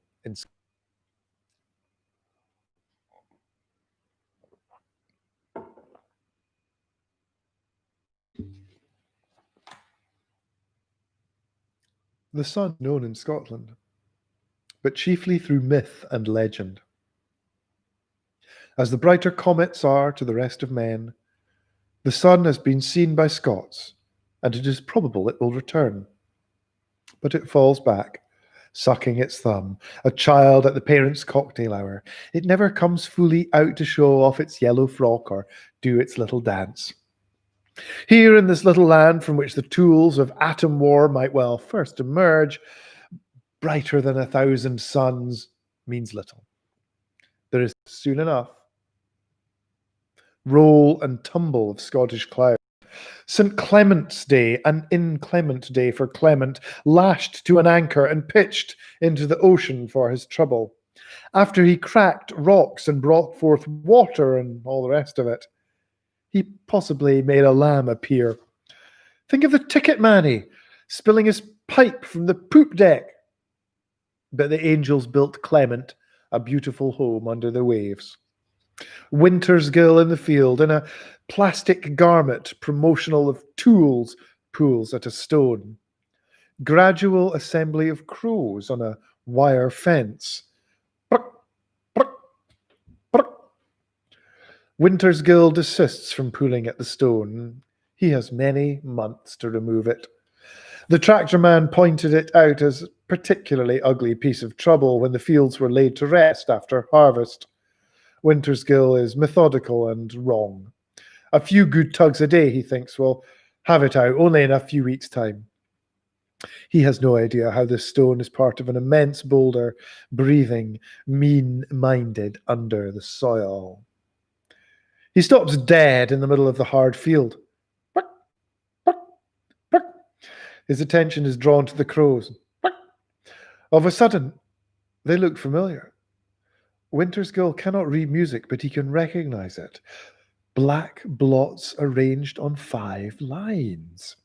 Superstitious Winter's gill sees that music has been given him here in the cold, and he is afraid. He thinks of his wife, ill in their cottage, music here, death there under the tight dome of this day, which will freeze before the sun finishes its plaintive balcony scene. His wife dying in their stale bed, misunderstood by grave wee Winter's gill, begrudged by my lord and my lady. Indeed, it makes little sense that here in this negligible area, not glen and not town, a wide and workmanlike scattering of only a few stone houses and tired, easily worked land, Scottish God should send down death. He must have spilled some. There is no reason for Winter's gill's house to be targeted, a black bullseye. God shouldnae punish the stolid. But there is a little death's head everywhere for the renewal everyone speaks of. Well, Scottish God does have all the time in the world, and Winter's gill does not. Not even time to remove this stone. Here is music, written bold in your system by fence crows. Only a happenstance, but proof that music comes and goes.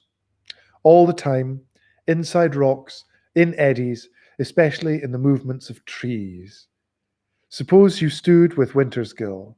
You saw the crow music moment. Keol do. Even though the day is cold, you might conceive a wish to write this music down. Dash for the bus, duck the hunters, arrive at the tomb of the stationers, request staff paper, a pen. Oh no, sir, nothing like that. Draw your own lines. Fegs! It's no proper music paper. You cannae do anything right. Correct pen and paper not available. Wintersgill's wife dying in there. The crows about to fly. Siobhan brings the hills, the air, the warmth she can find trapped, even in rhyme, into the cottage. McX goes about his job and sees McPint and the interior of the Auld Licht less than occasionally, bless God. Travelling up and down B roads and long saloon bars, McX can pause to think, ardent, of Siobhan, the fire, the colours awaiting him in their home. So different a home than Allotment Street or that of his childhood. Textile, stone, the quiet decoration she has brought, her decorousness. McX feels, for the first time, awake in his own dwelling place. He neglects his usual dream spot under the reading lamp, the industrial nature of which is castigated by Siobhan. Perhaps you know what it is like to be newly housed with your love. It is said there is a peculiar hunger-fulfilling quiet, a joy to be found in washing and repairing, and every evening the night seems long, full of possibility and invitation. Perhaps you can tell how happily people go to bed together. After their supper, there is a little time by the fire. They speak quietly, drink a little whiskey. McX changes in these hours, ceases to be an object of amusement and pity to Siobhan, perhaps even at all. Forgetting Job, McPint, the woodpile, smoking, the soul and shape of him straightens to the merest suggestion of dromedary. Siobhan cannot see his beard. Siobhan cannot see his beard is not shipshape, doesn't smell the fag reek. For a short time, in these short times, they are in love. I'm sorry. For a short time, in these short times, they love. A small ritual emerges. Other, they look into the mirror and essay ideas of play. I have to see your hand grip the bed linen. May I tie a ribbon on you? Soon they leave the fire after carefully banking it up. Winter is stamping his feet and whistling in their house himself. McX luxuriates on an electric blanket, somewhat as he used to do under the hot reading lamp of Allotment Street. In only his vest, his thighs and thingamy tingle with illicit, wicked warmth. He revels and glories with a tension that is marvelously far from dream, and Siobhan comes to him. McX begins to seek this stimulation, this brief electric randiness, as much as the fireside lips of Siobhan, her eyes, the whiskey glasses and dried flowers in the flickering light, her words suggestive and loving in the mirror. But Siobhan, tired after many weeks of ardor, learns that to leave McX on the griddle of his winter bed just long enough will put him to sleep. Dark, pink, mouth wet. Then, should she wish it, Siobhan can linger by the fire or stand outside by the seashell with a secret cigarette under the moon by herself. By herself.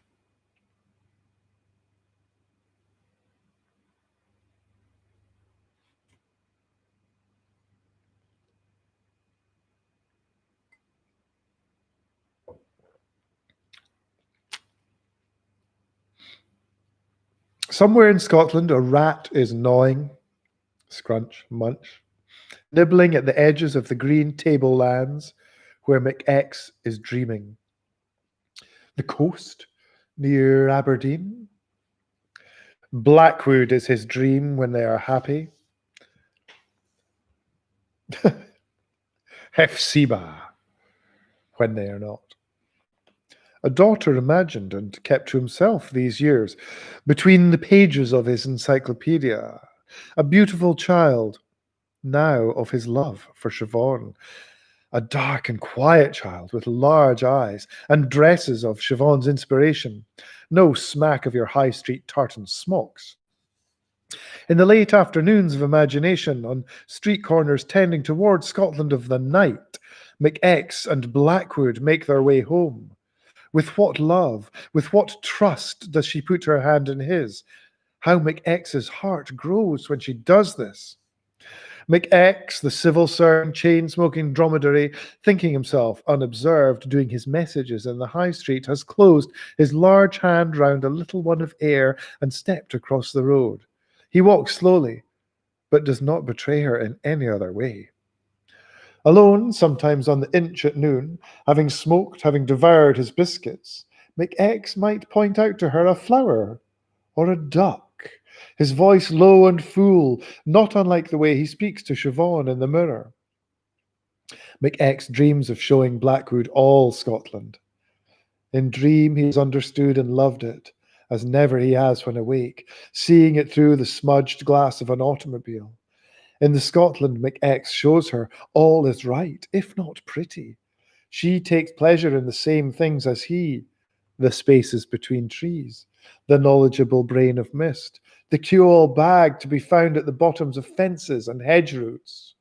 McX takes Blackwood room by room through his castle giant dream of Scotland. She was born to Siobhan in the small bed in the turret. Blackwood takes his hand, and together they walk away from Scotland of the night, from the vapour lamps, from McAucalypse, from the layers of smoke and the quarter and fifth gills. In his dream of Blackwood, McX is so happy he does not even smoke. His spirit grows huge, bursting out of his lungs. If only Siobhan could love McX who dreams Blackwood. From McX, Blackwood learns sorts of love, what skills he has, and facts. Not the folk history of smoking and lager brewing his browy head is stuffed with. Thank Christ he leaves the football out. In McX's dreams, Blackwood learns history, on which awake he hasn't the slipperiest hold, only a fine osmotic sense of betrayal. Blackwood grows to finer, more compassionate versions of McX's eye crinkle, skepticism, bravery. From Siobhan, Blackwood learns music before this clumsier alphabet. Siobhan's movements become hers. Her hands, her grace, her eyes full of the hills, cloud, and water round them. Fear and pity as child. McX has made in dream with Siobhan. Show her the world as something to caress, change into, and pleasure from, instead of a thing to be stamped on, screamed at, and the gut torn out of. That will be a graceful Blackwood. Teach her to see, and thinking on what she sees to compare it with all she knows. That will be a strong Blackwood, not always pleased with others who do not think but only take. But that will be a whole Blackwood. Such is Blackwood when McX dreams her, or when he stops to see her in the green touches of Siobhan's eyes, in the grace of her hands. Siobhan, who cannot guess what he is staring at. Domesticity is a kind of slow torture not recognized by the authorities. Late afternoon. A ray of sun falls through the kitchen window of McX. He is standing, smoking, leaning against the sink. Ash falls on the draining board. Here may be a reason the sun is feared in Scotland. We are drawn to whatever the odd ray picks out. We'll stand milling about, considering it for hours. In McX's kitchen light, falls on a recipe pinned to the green hop sacking of the notice board. Here Siobhan keeps pieces of paper which add up to the household scheme.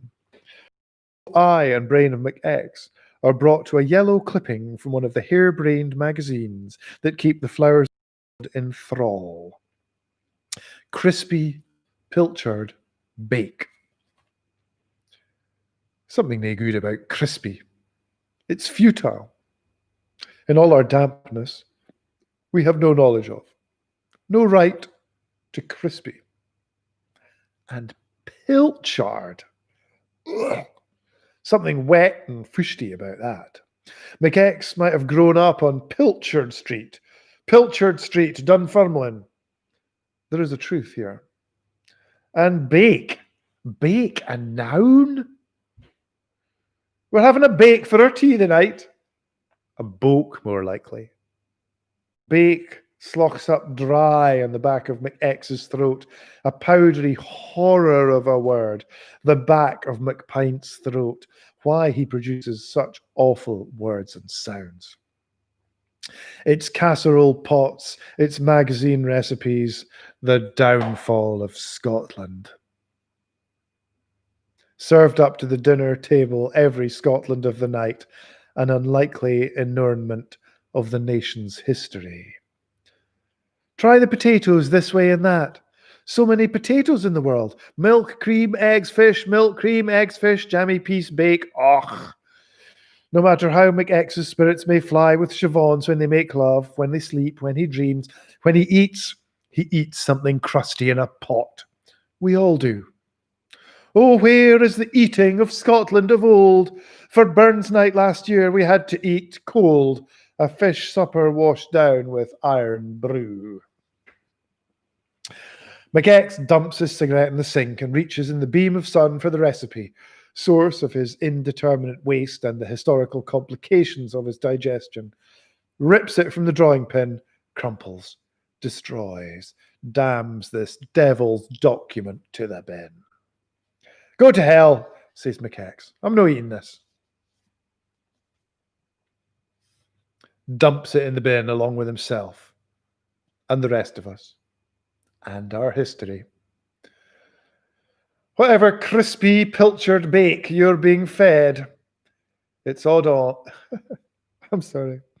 Whatever crispy, pilchard bake you're being fed, it's odds on they know the recipe by heart.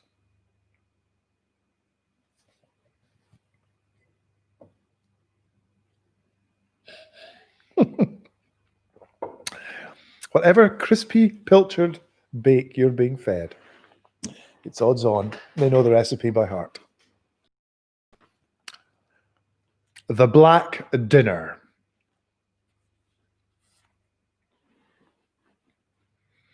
In matters of gaiety, we in our county have only a grey newspaper for guide. Its hideous advertisements with doubt, McX and Siobhan, to whom an evening's entertainment meant anything but this, arrived somewhat timorously at an indifferent country house, now catering to the whims of the petty bourgeoisie. McX's dead friend Kai House thought this place regal. Imagine. But bad carpeting knows no boundary. Damn the cost. Elegance can't do anything about scuffed bottles of tonic water. It's true. McX and Siobhan went there to celebrate. Celebrate what? That Mackenzie, that Wintersgill now knew they lived together in the cottage? That his lordship hadn't thrown them out? To prove that they had a little money now and then?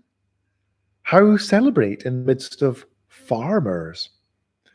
McX, uncomfortable as he had ever been, as stiff as with cold, sat at a linen table, subdued and repressed by the feel of his collar. Siobhan was for dependable, honest men. But there must be shame and dread in it, for the farmers of our county are driven to destroy themselves and all their kind. Oblivion is what they seek from the earth. Are they ashamed at poisoning the hill? what they think of each other's wives. He had sized up Siobhan. He knew something about her. He had watched her at the bus stop from his plush motor car.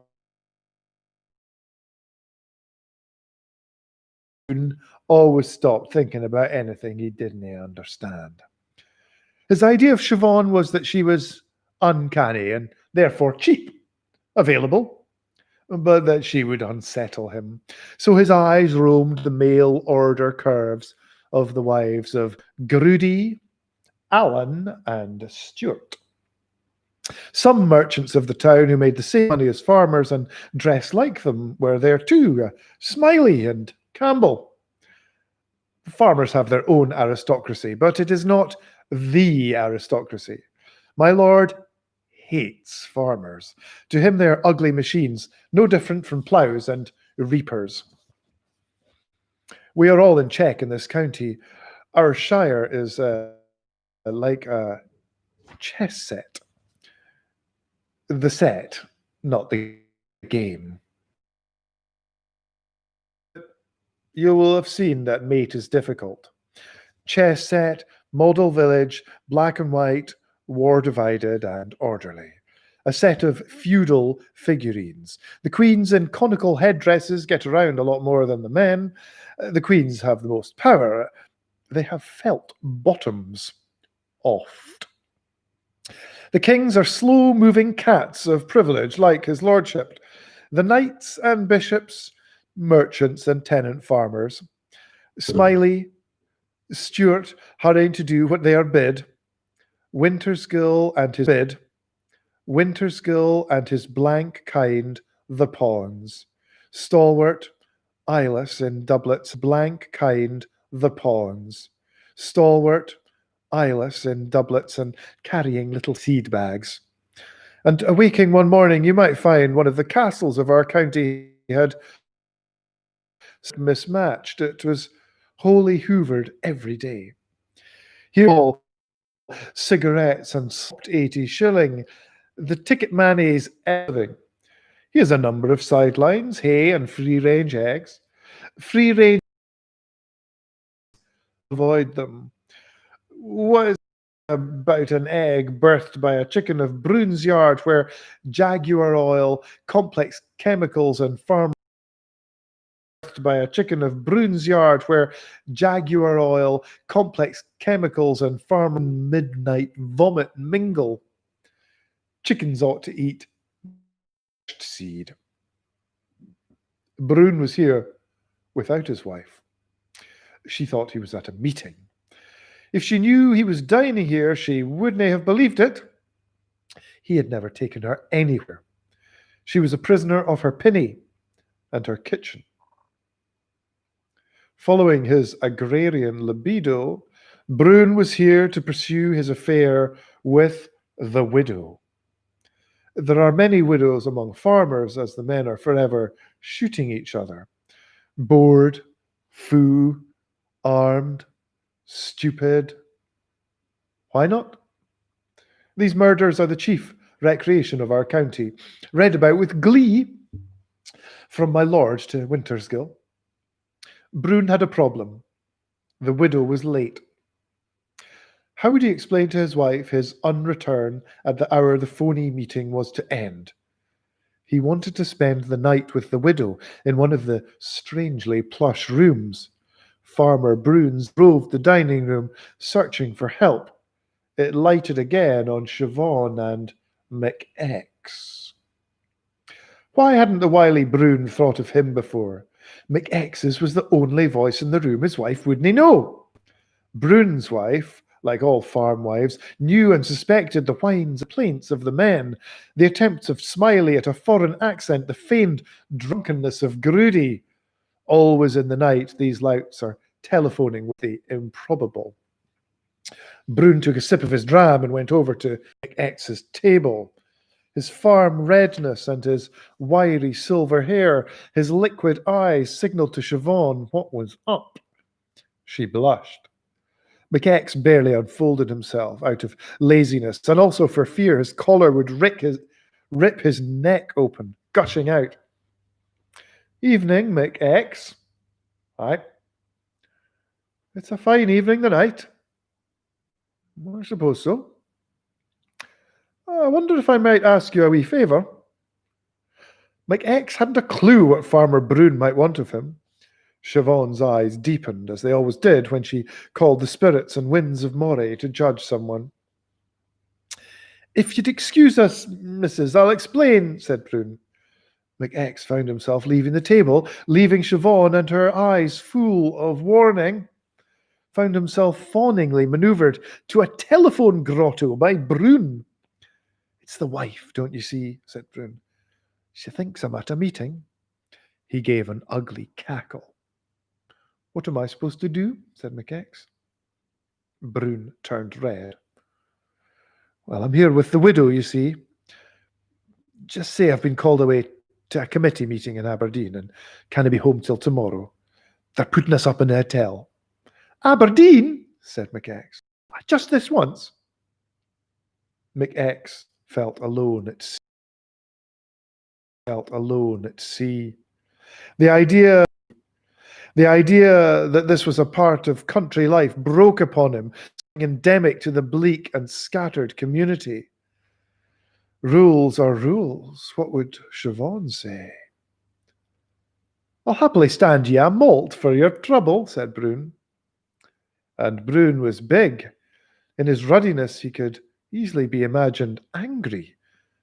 McX took the 10 pence and dialed the number Broon gave him. Is this how men and women live together? Pardon me. Is this how men and women live together? McX began to doubt his cottage, their fire, thinking out the detail of this big lie. He was frightened by the beauty, the loveliness of the answering voice. Hello, said McX. Broon slipped away to the bar. I'm calling for Mr. Brood, said McX, belatedly pinching his nose. That was what one did. I'm calling from the committee. We're having to go to Aberdeen. There's an emergency meeting there, and they're putting us up in a hotel. Who is this? Oh, you didn't ken me. My name's McPint, flushed McX. Well, all right, Mr. McPint. If that's what's necessary, I'll expect him home tomorrow then. All right, cheerio then, said McX. Good night, Mr. McPint. McX put down the telephone. He turned to discover Broon with a large whisky in his hand, his face concoction of childish delight and very tired adult dirtiness. I thank you, said Broon theatrically. McX took the whisky without speaking and went into Siobhan. Her colour was high and her eyes spoke a lot of something in another language. The whisky tasted foul to McX, who sat still waiting for his starter in this hell, grieving over the loveliness of Mrs. Broon's voice, a voice he had no reason to wrong. Later he would be troubled in his sleep by the sound of it. He ought to do the decent thing and marry her. The widow entered the room, the eyes of all the county's farms on her. She and Broon began to wallow in the temporary sty of their desire. Ugly and shallow widow, triumphant over the beautiful voice of the telephone. In the middle of his mud, Broon's eye wandered to McX, and some glint of it made McX certain Broon had tried his hand with Siobhan, while McX was on the telephone, ruining a life. Ruining a life.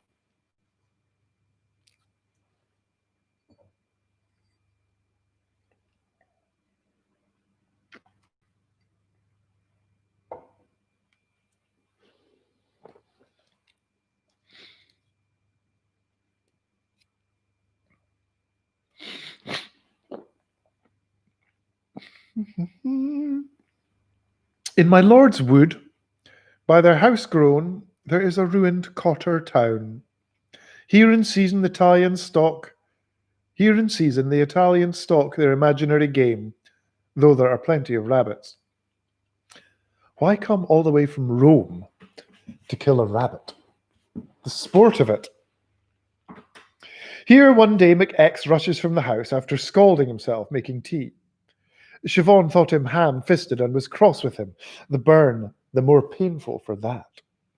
Siobhan, he used to make tea without bother, under his lamp. He sits on the rise of an old foundation and looks about him. It is a clean and dark wood, floored with ferns. What were the floors of the cotter's? The smoke of McX's cigarette rises parallel to the trees. He sits in the corner of what was a place. He can see what once were houses, now only suggestions of lines under leaves. He looks back at the cottage, smoke from the chimney, thinks of Siobhan going to work in the big house beyond the field, thinks of her gently stirring a pot on the huge black range, Bodrons, the black cat, purring beside her, occasionally opening his eyes to see if any of the birds hanging in the cold press have fallen or come to life. McX hunches, squints, and tries to imagine the life of the Cotter town, smoke in the chimneys now gone, the city here, the warrens of the rabbits and the tunnels of foxes. In the sunlight at the edge of the wood, new snares of bright wire shine along the fence.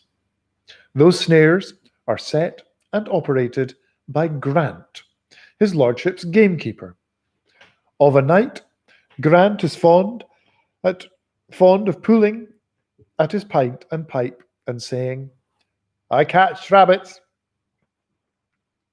McX sees Grant afar, moving along a fence, checking the snares. His worn gamekeeping jacket bulges with death. Rabbit paws stick at angles out of the pockets. Grant looks like a man handing out cigars. Grant sells the rabbits to Campbell, butcher in the town. He walks in every Friday afternoon with carrier bags out of which blood is coming. Campbell pays Grant 75 pence for each rabbit. Occasionally Grant attempts to slip in an old tough hare and is reprimanded in Calvinist tones by Campbell. Campbell's shop is a monument to the hunt. That's better. A monument to the hunt, smell, and death. Its front is of pink mortuary granite. Behind windows framed in oak and varnished with an undertaker's care by Campbell, tilted marble slabs display the unremarkable dead. Slabs equipped with pipes to dispense cooling, freshening water.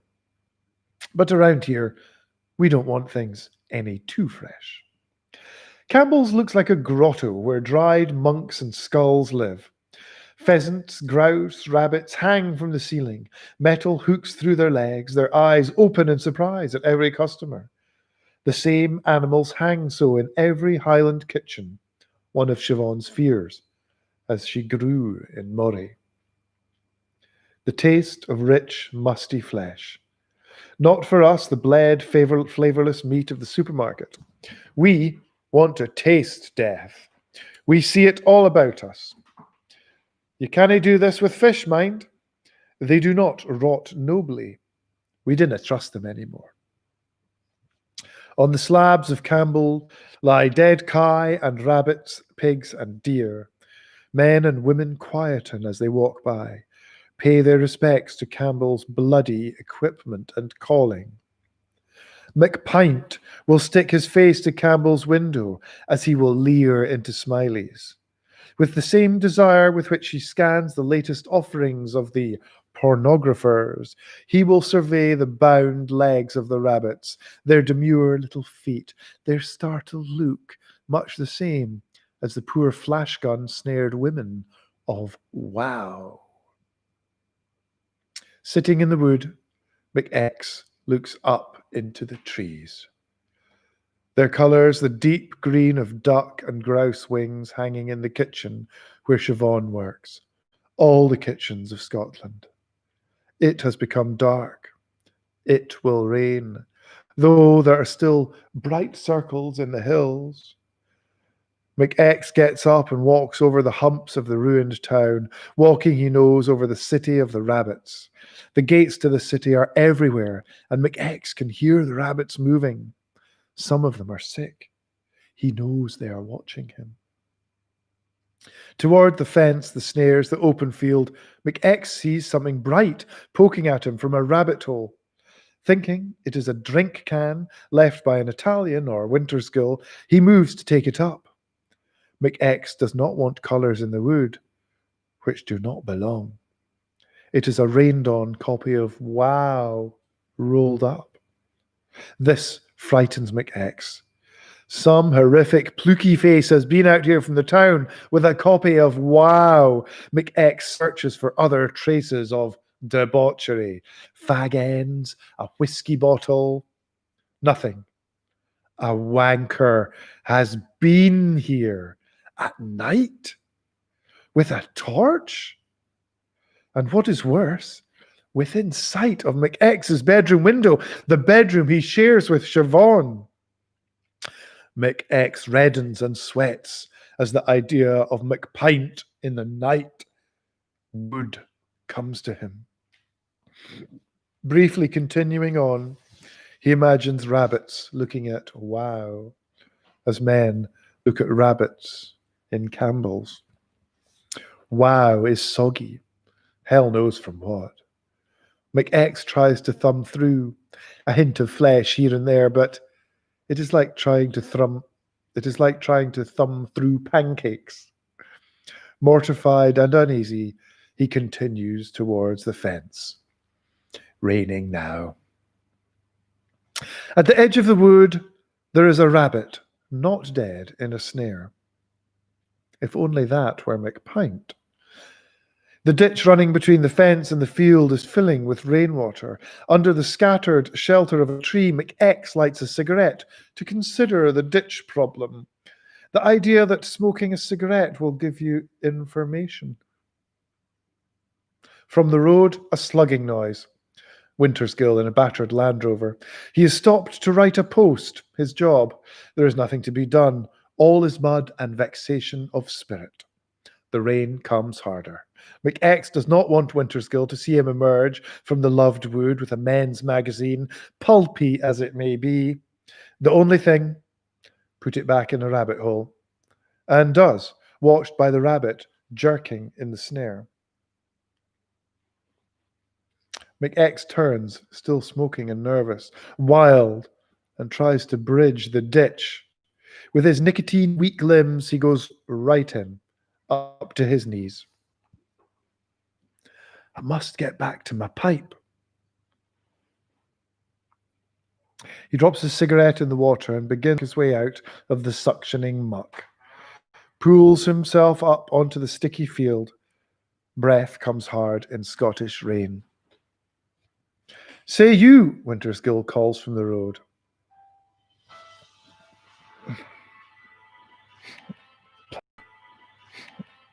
Phone. I should have switched this on the first time.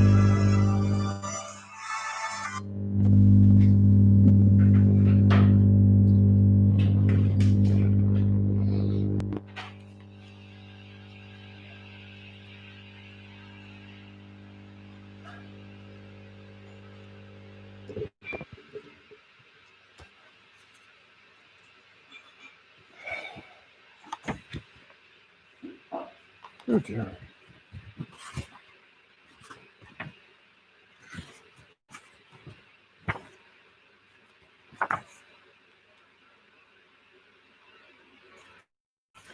Winterskill calls from the road. He cups his hand.